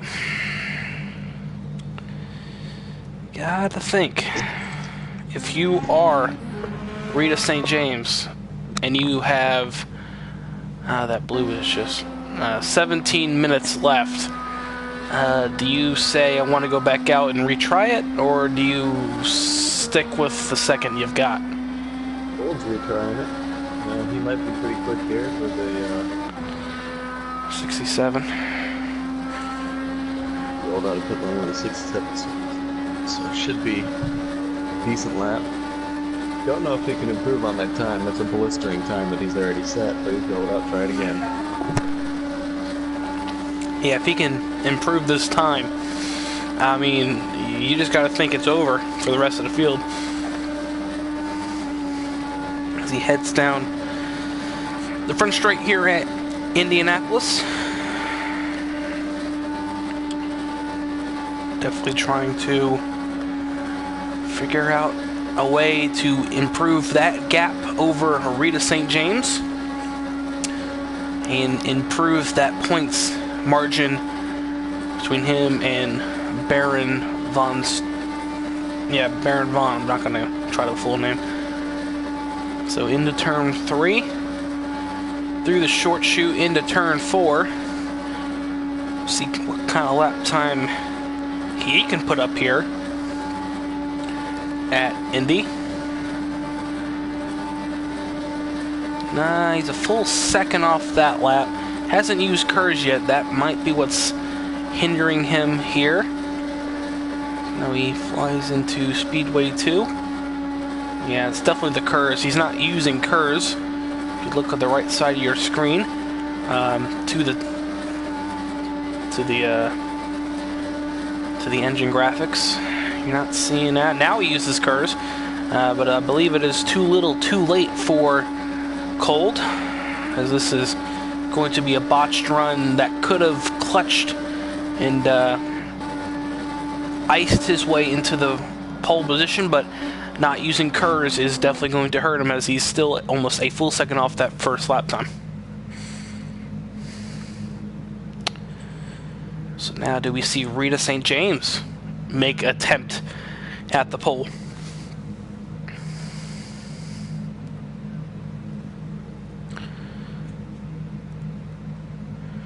So I think Johnny Benson might be out of the booth for the moment.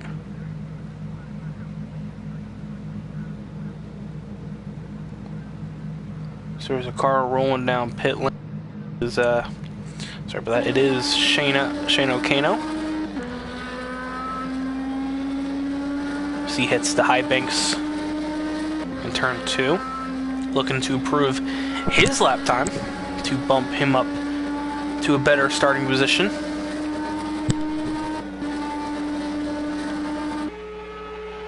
So we switch to the TV camera here. Very nice paint scheme there for Shane O'Kano.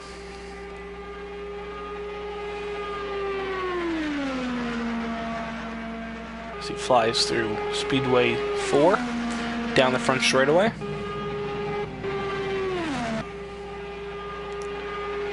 So nice we have real camera angles in this game, unlike in GT6.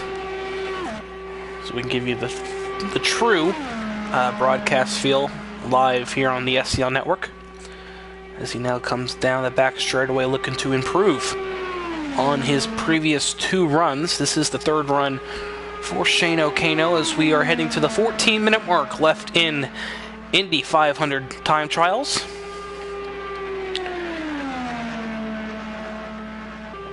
If you're just joining us, these time trials will set the top 10 for the Indianapolis 500, the 10th running of the event here for the SCL. As Shane O'Kano flying through turn 1 and 2. He's up now 400th of a second. Don't know if that's going to get him anywhere. It might... that's close. It might bump him up over Stas. Definitely going to bump him up over Stas. Now, this might get him near middle of the front, second row territory. He's going to try to get past Barron. Bump Barron back down. As I'm trying to look for him. No, it does. It bumps him up just below Barron into 6th position with a 39.995. That's 3/10 off the pole position set by Cold earlier in the session. So we head over to Callie, who is making his 3rd run, trying to get himself off the bubble. I believe if he sets down a good lap here, it should be right up there. Not in the 39's right below that. Looks like he's got himself set up to have a good run. He just has to hang on to it. It's coming down the back straightaway into turn 3 and 4. As we switch over, there we go, over to Callie, back to Callie. As he's see what kind of speed he can set down the front straightaway. He's at 65.5 liters as he starts his 3rd run with 12 minutes on the money left in time trials.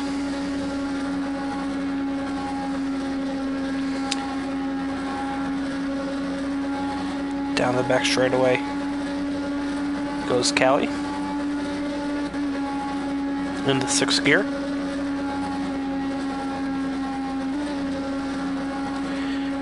Now in the middle of turn 3 and 4 into turn 4.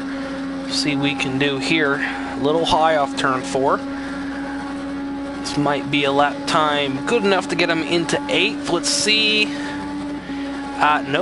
No, it's not. As now he's going to start his 2nd lap.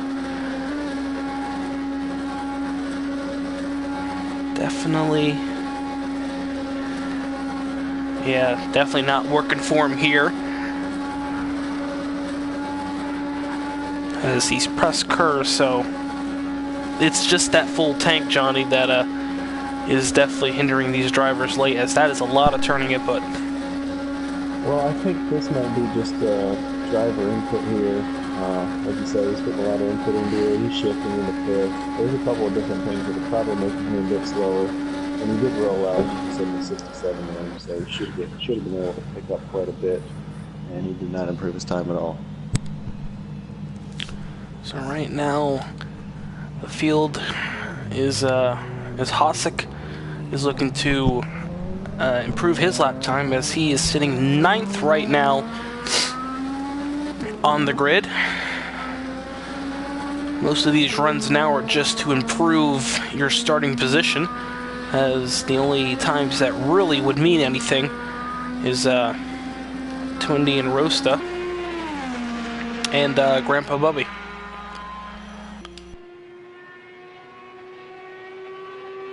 Yeah, Kelly was right on the bubble there, and hopefully that doesn't get him kicked out, as obviously both Twindy and Grandpa Bubby are probably going to try again here in the last 10 minutes of the session.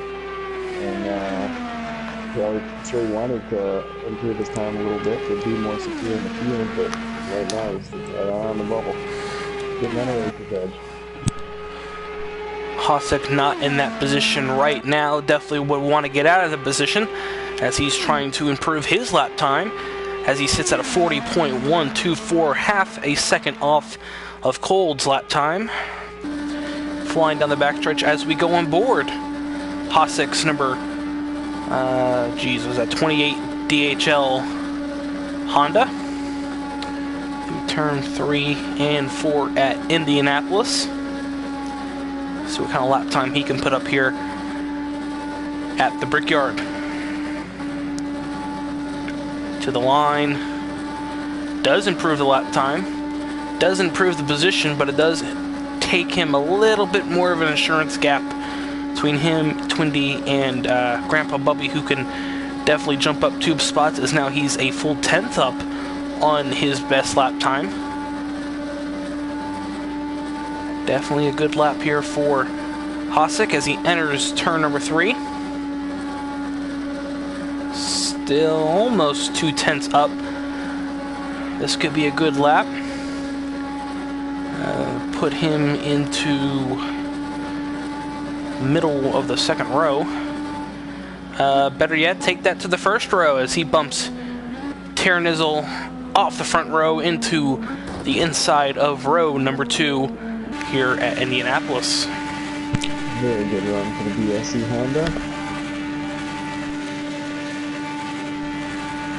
As we have a car revving the engine, maybe trying to burn some fuel. As there he goes. So that is Grandpa Bubby. Yeah, 67.6. Definitely not a fuel load here. If he does not return to the pits, he should be able to improve his time a little bit, maybe make it into the cut. And yeah, he's going. And this is the trick I've been seeing a lot of lately too. Just getting a little bit of the grass, you know, trying to burn a little bit extra fuel off before you hit the high banks. As now he's down to 67 liters. This could be a good lap to bump him into the show. 66.7, that's one of the lowest we've seen down the back straightaway. One of the lowest, not the lowest, but one of the lowest. So now he's down to 66 liters. So he enters turn 3. Just not really getting a good speed out of that car though. Hanging out in 5th gear, just not getting up into the 230s like everybody else is, and that's probably why he's at the bottom of the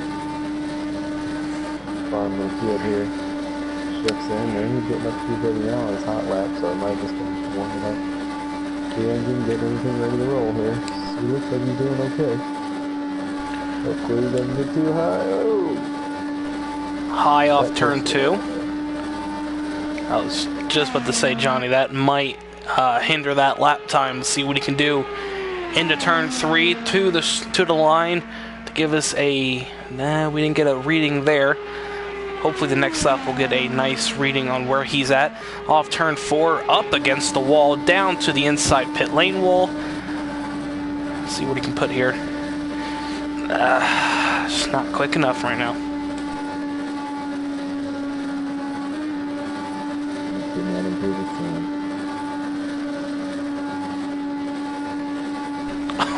1 second off. Oof. So Grandpa Bubby trying to get into the Indianapolis 500. Doesn't want to go through bump day Friday before the race. He's up now. Good back straightaway at turn 3. See if he can capitalize here off turn 4. Good line. Doesn't go to the inside wall. That might help him down the straightaway here. And does improve the lap time. Doesn't improve the position. He still sits in 11th place. as now we're going to see Twindy most likely take a shot here to get himself into the Indianapolis 500.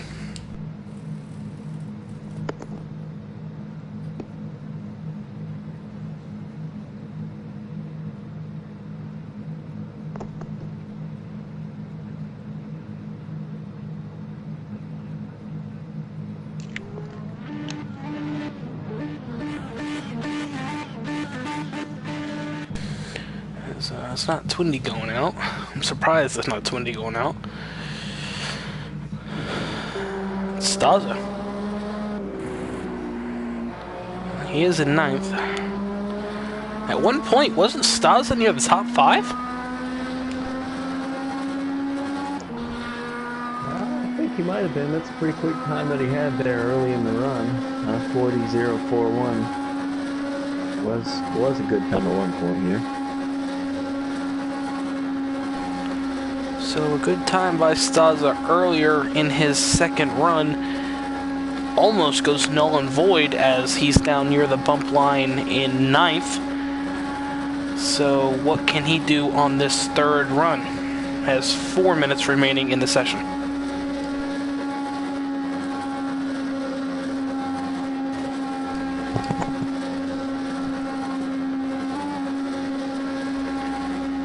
Turn 4. Whoever just joined is a little late as we're down to 3:45 left in this Q session. So if Twindy's going to go, he's going to want to make it known he's going to go in the next half minute.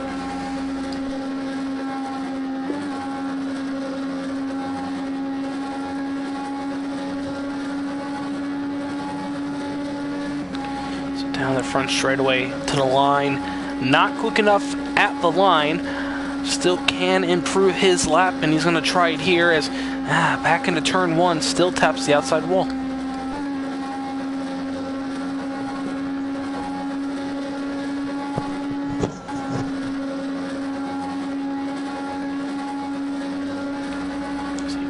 Enters turn. Really widens them out as they're almost hitting 11,800 RPM to doing the straightaway.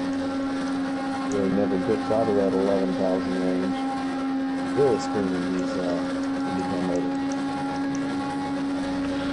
Definitely getting all the horsepower he can out of it, and it's not going to help him out. Still 9th, still in the show, as 2:30 left, and we have a newcomer in the room.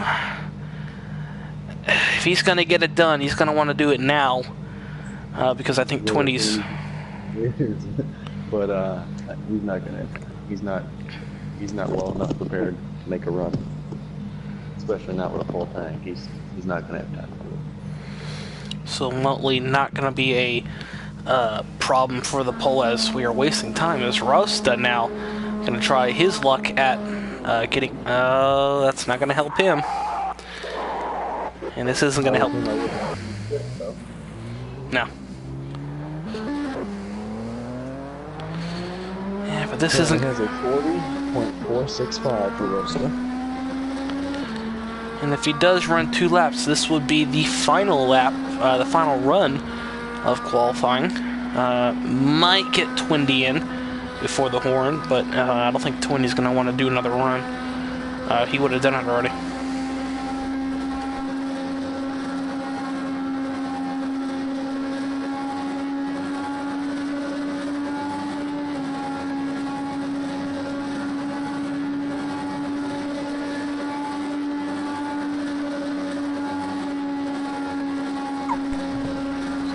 Turn 2 goes Rosta.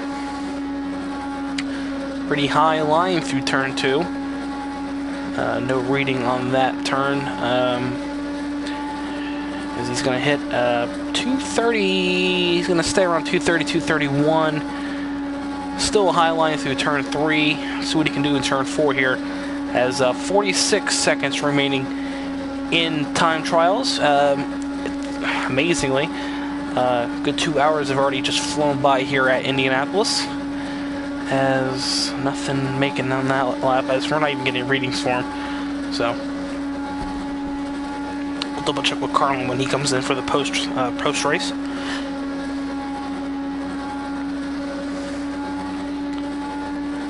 Down the back straightaway he goes. 15 seconds, so this is definitely going to be the final run of time trials.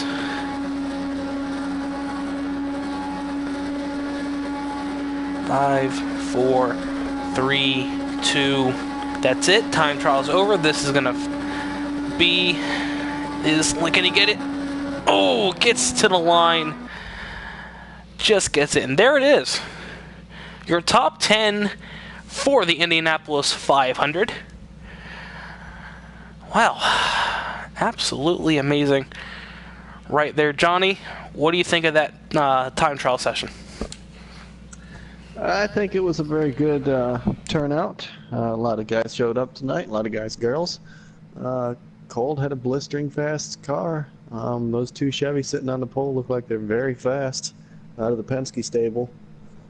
And Hosick making the front row for the BSE car with his teammate Tunes right behind him with Honda. So it looks like that's pretty equal as far as their time between the Honda and the Chevy. Cole just had an awesome run, and nobody else could duplicate it. There might have been a little bit of skullduggery there with the tanks, but hopefully, like you said, in future sessions we will have that worked out, and it'll be a fully equal field.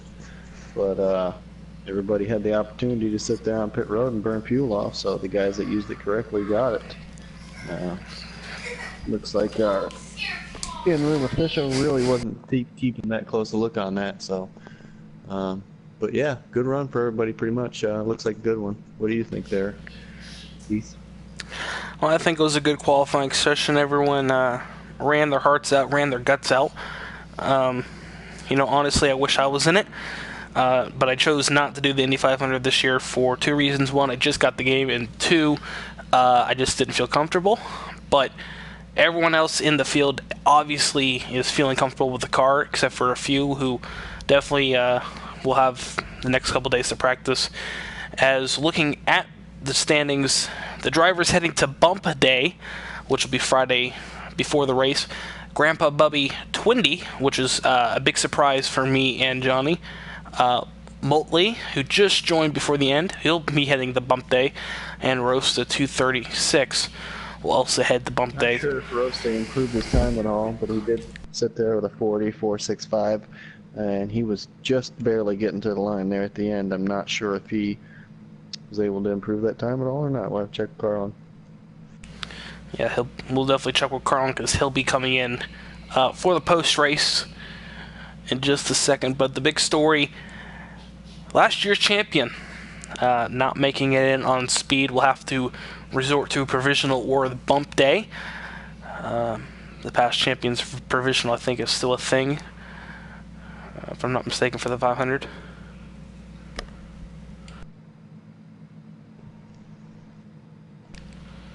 Double check with that. But nonetheless, we'll scroll back up and show you the top 10 that do get in. Congratulations to Cold, earning the Indianapolis 500 pole. Rita St. James and Hosick, also congratulations to them for completing the Indianapolis 500 front row. As we're waiting on Carlin to hop in, we'll give you a preview for the Indianapolis 500. Also give you a preview for the for the Brickyard Winston Cup Series race on Sunday, and also the Laguna Seca. So we have Hosick joining. 300 coming up on Sunday is going to be a good race here for the stock cars. Hosick, as you're entering the room here, just make sure your mic's turned all the way up and you allow your microphone to be shared on the broadcast. And we will get with you in 1 minute. Good run there. Getting on the front row again. Your front row times are Cold with a 39.602 flying lap out of that Chevy out of the JME. Looks like we have. You're nowhere near loud enough there, Hosick. You gotta turn your mic all the way up, dude. Cold, very quick in that Chevy from the United States, putting that banner flag up there in the Chevrolet. The 602, very quick. The JME car. Second JME car on the front row, Rita St. James out of the UK with a 39.818. And our third different nationality sitting on the front row, in a Honda, Hosek from Canada, with a 39 840. What'd you think, Hosek?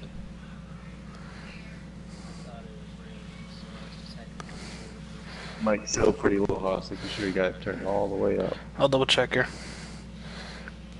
I'm sure here. And I was nervous that whole time. I was just waiting to get bumped. Adjust your mic level all the way up to the top here, guys, as you're coming in, and make sure your voice is allowed to be shared. Yeah, he's coming through nice and fine. That's better.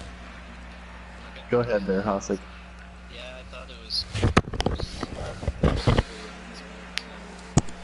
Houston tire on that third run. I was sitting on I think there's supposed to be guys to go behind me, so we knew I had to do something. So I really slowed into turn 3 and 4 and got it stepped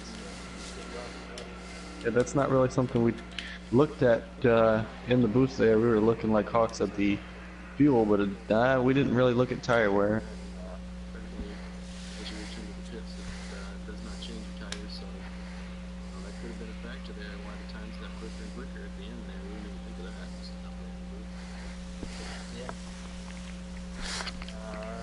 Cole, you're sitting on the pole for the Indy 500. What do you think there, buddy?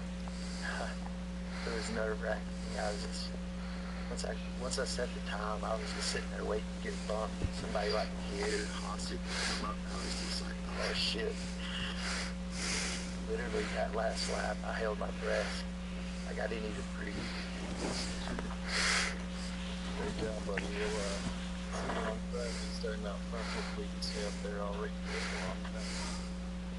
Thank you. It was funny. Then we'll get kind of a Pit road report there of Harlan Hicks, who was in the field the whole time, sitting there at the Indianapolis Speedway down on pit road. What do you think of that qualifying session? pressure filled. It was very tough to worry.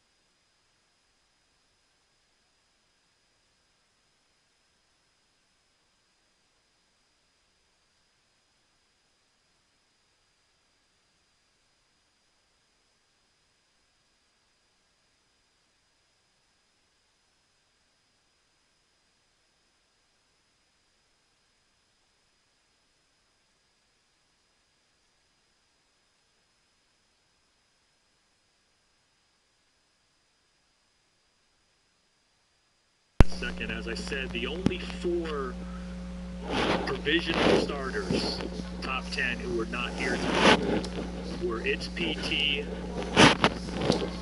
Pointy, J-Vic, and Aram. Those 4 can claim provisional starts on Friday, should they all show up. Any spots beyond that will be open to bump qualifying. So likely... Pretty even, obviously. You got 2 Chevys up front and 2 Hondas right behind there, so I don't think the manufacturer's difference really came into play here at the 500. Well, that was a buzz that we were getting in the room. We ran the first round of times, and you know how race car drivers are. The first thing you started hearing from the Honda, I think the Hondas are slower. I think those are faster. Like, no. I don't think it's any different. Our own feeling up in the booth of what made those very quick times there at the end, but differing who you talk to, what the difference was there, but definitely. Well, relate. What is the consensus there?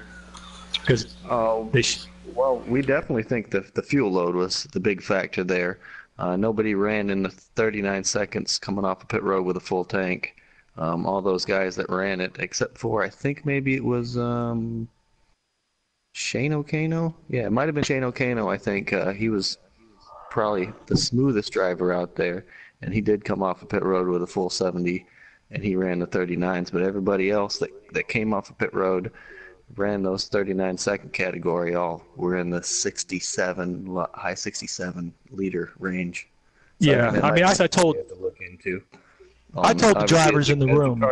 They did have full tanks at one point, but as they're sitting there in pit road, it was obviously their car was running and it was burning fuel down. Well, a couple of the drivers, as they left, they came right back to the pits, and that made them leave with a full 70 tank. I think that might be something we need to put into play for everybody, that they can take off and then they have to come right back and then make their run. Yeah, I mean, I don't have a problem with that. The ultimately, when we got out there, as we were telling the drivers, you were instructed to stay in the pits ready to go, not to leave the room, not to do any of that. If you followed the instructions you were given, then you were sitting there burning off that little bit of fuel. So everybody would have been sitting there for the same amount of time. You know, I, for one, don't have a big issue. I definitely did not run my first 2 runs with any of the fuel really burned off. And so I definitely didn't get that advantage. But me, I figured down there, we weren't going to make any midstream adjustments because, you know, they were instructed to sit in the pits. And if you didn't sit in the pits and you left the room for some reason, then them's the breaks. But I agree with you. Just to keep the chorus of complaints down. We can look into that for next season. I think that probably will happen. Not making them leave the room, but just returning to the pits as soon as they pull out or return. It'll fill them back up, and then they can take off. Yeah, I mean, I don't have a problem with it. All in all, I mean, you're racing. You're looking for any advantage you can get. I don't blame anybody for doing it. No, absolutely. If I could add a little bit of input, I think it was less The mic's very low there, Tiernizzo. You want to make sure you turn it all the way up as far as you can get it, and make sure your audio is shared for the broadcast. Is it making the... I don't know. But basically, here's kind of my piece on this is for all the testing I've done, it has not been the fuel itself that's made a big difference. It's been the tire wear. And I noticed on the run where I got, up to 4th qualifying position, my tires were about, 3/4 to halfway burned through. So it seems like that tire wear actually sped it up and was less about the actual fuel itself. And I think that probably did make it quicker as the runs went on there, but I did notice as you pulled off for your final run there that you ran the 39.860. You pulled off with a 67-liter fuel tank, which is, I mean, this game is very sensitive to weight, and I think that 3 liters of fuel makes a huge difference. But I don't know if I would agree huge, but I do think it makes a little bit of a difference. I think everybody was getting faster, as you're saying, with the tires burned off and the getting later in the day. The room just got faster as it was. Yeah, I can agree with that. I mean, I don't have a problem with a little bit of the change. Changing track conditions are part of Indy 500 time trials. You've got to, you're out there on the track as the day goes on. It might lay down more rubber. I don't really have an issue with that. But yeah, I definitely think it played a factor, and we'll streamline the procedure heading into next season. And but I thought we got what we aimed for. There was tension on the clock. Everybody's sitting there eyeballing it. You knew the pressure when you went out. And we'll just work it all out from here. We've got the top 10 set. We've got the bump qualifiers ready to go on Friday. And it should be a good one. I think it was a very good qualifying session. Again, congratulations to Cole, Rita, and Hossack there for sitting on the front row. Should be a good three-wide start as they roll down into turn one Friday. I can't wait for the race. Anybody else got any final comments here before we shut down the broadcast and take it easy? Yeah, I'll leave you. Tomorrow's Trans Am race. Yeah, I'll leave you with. I thought it was. I was waiting for Cole to make a crazy good run like that. Congratulate him on getting the pole. But I saw at least 4 or 5 drivers who showed excellent speed. This is totally different ball game from the race. That's the long history of the 500. And this is almost like a specialized competition when you're going for the pole. But I think it's going to be a good one. We got a really, really good field of drivers for this race. I feel, all things considered, I feel Shane O'Kano probably had the smoothest laps. And that's going to make a big difference, being able to just run them smooth laps during the race. And everything's got to fall your way to win the 500. But my pick is probably going to be Shane O'Kano or probably Cold. Cold had a blistering fast time, but I think Shane O'Kano was probably the smoothest that we saw from the in-car cameras. It's hard to tell because I can tell you from experience there was at least a couple of us that didn't bother messing with our race setup. I think in racing conditions it's totally different. We've told the story of Vindictive many times, who 3-4 seasons ago ran the aggregate pole time that was faster than everybody else's individual lap. And he was a lap down by 10 laps into the race. So there's a big difference between the two, but I think the people that put up speed today can hang on to it. So it's going to be really competitive. I think that's about all we got here. You want to close us out here, Warren, Keith, and we can all call it a night here from Indianapolis? Yeah, I would love to, but you already mentioned it. I want to get a quick, little bit there. What are you guys looking forward to tonight and tomorrow night's Trans Am race? Should be a good race. I think those cars are going to be good. Ovals, very fun race at Daytona. Since, so I'm looking forward to it.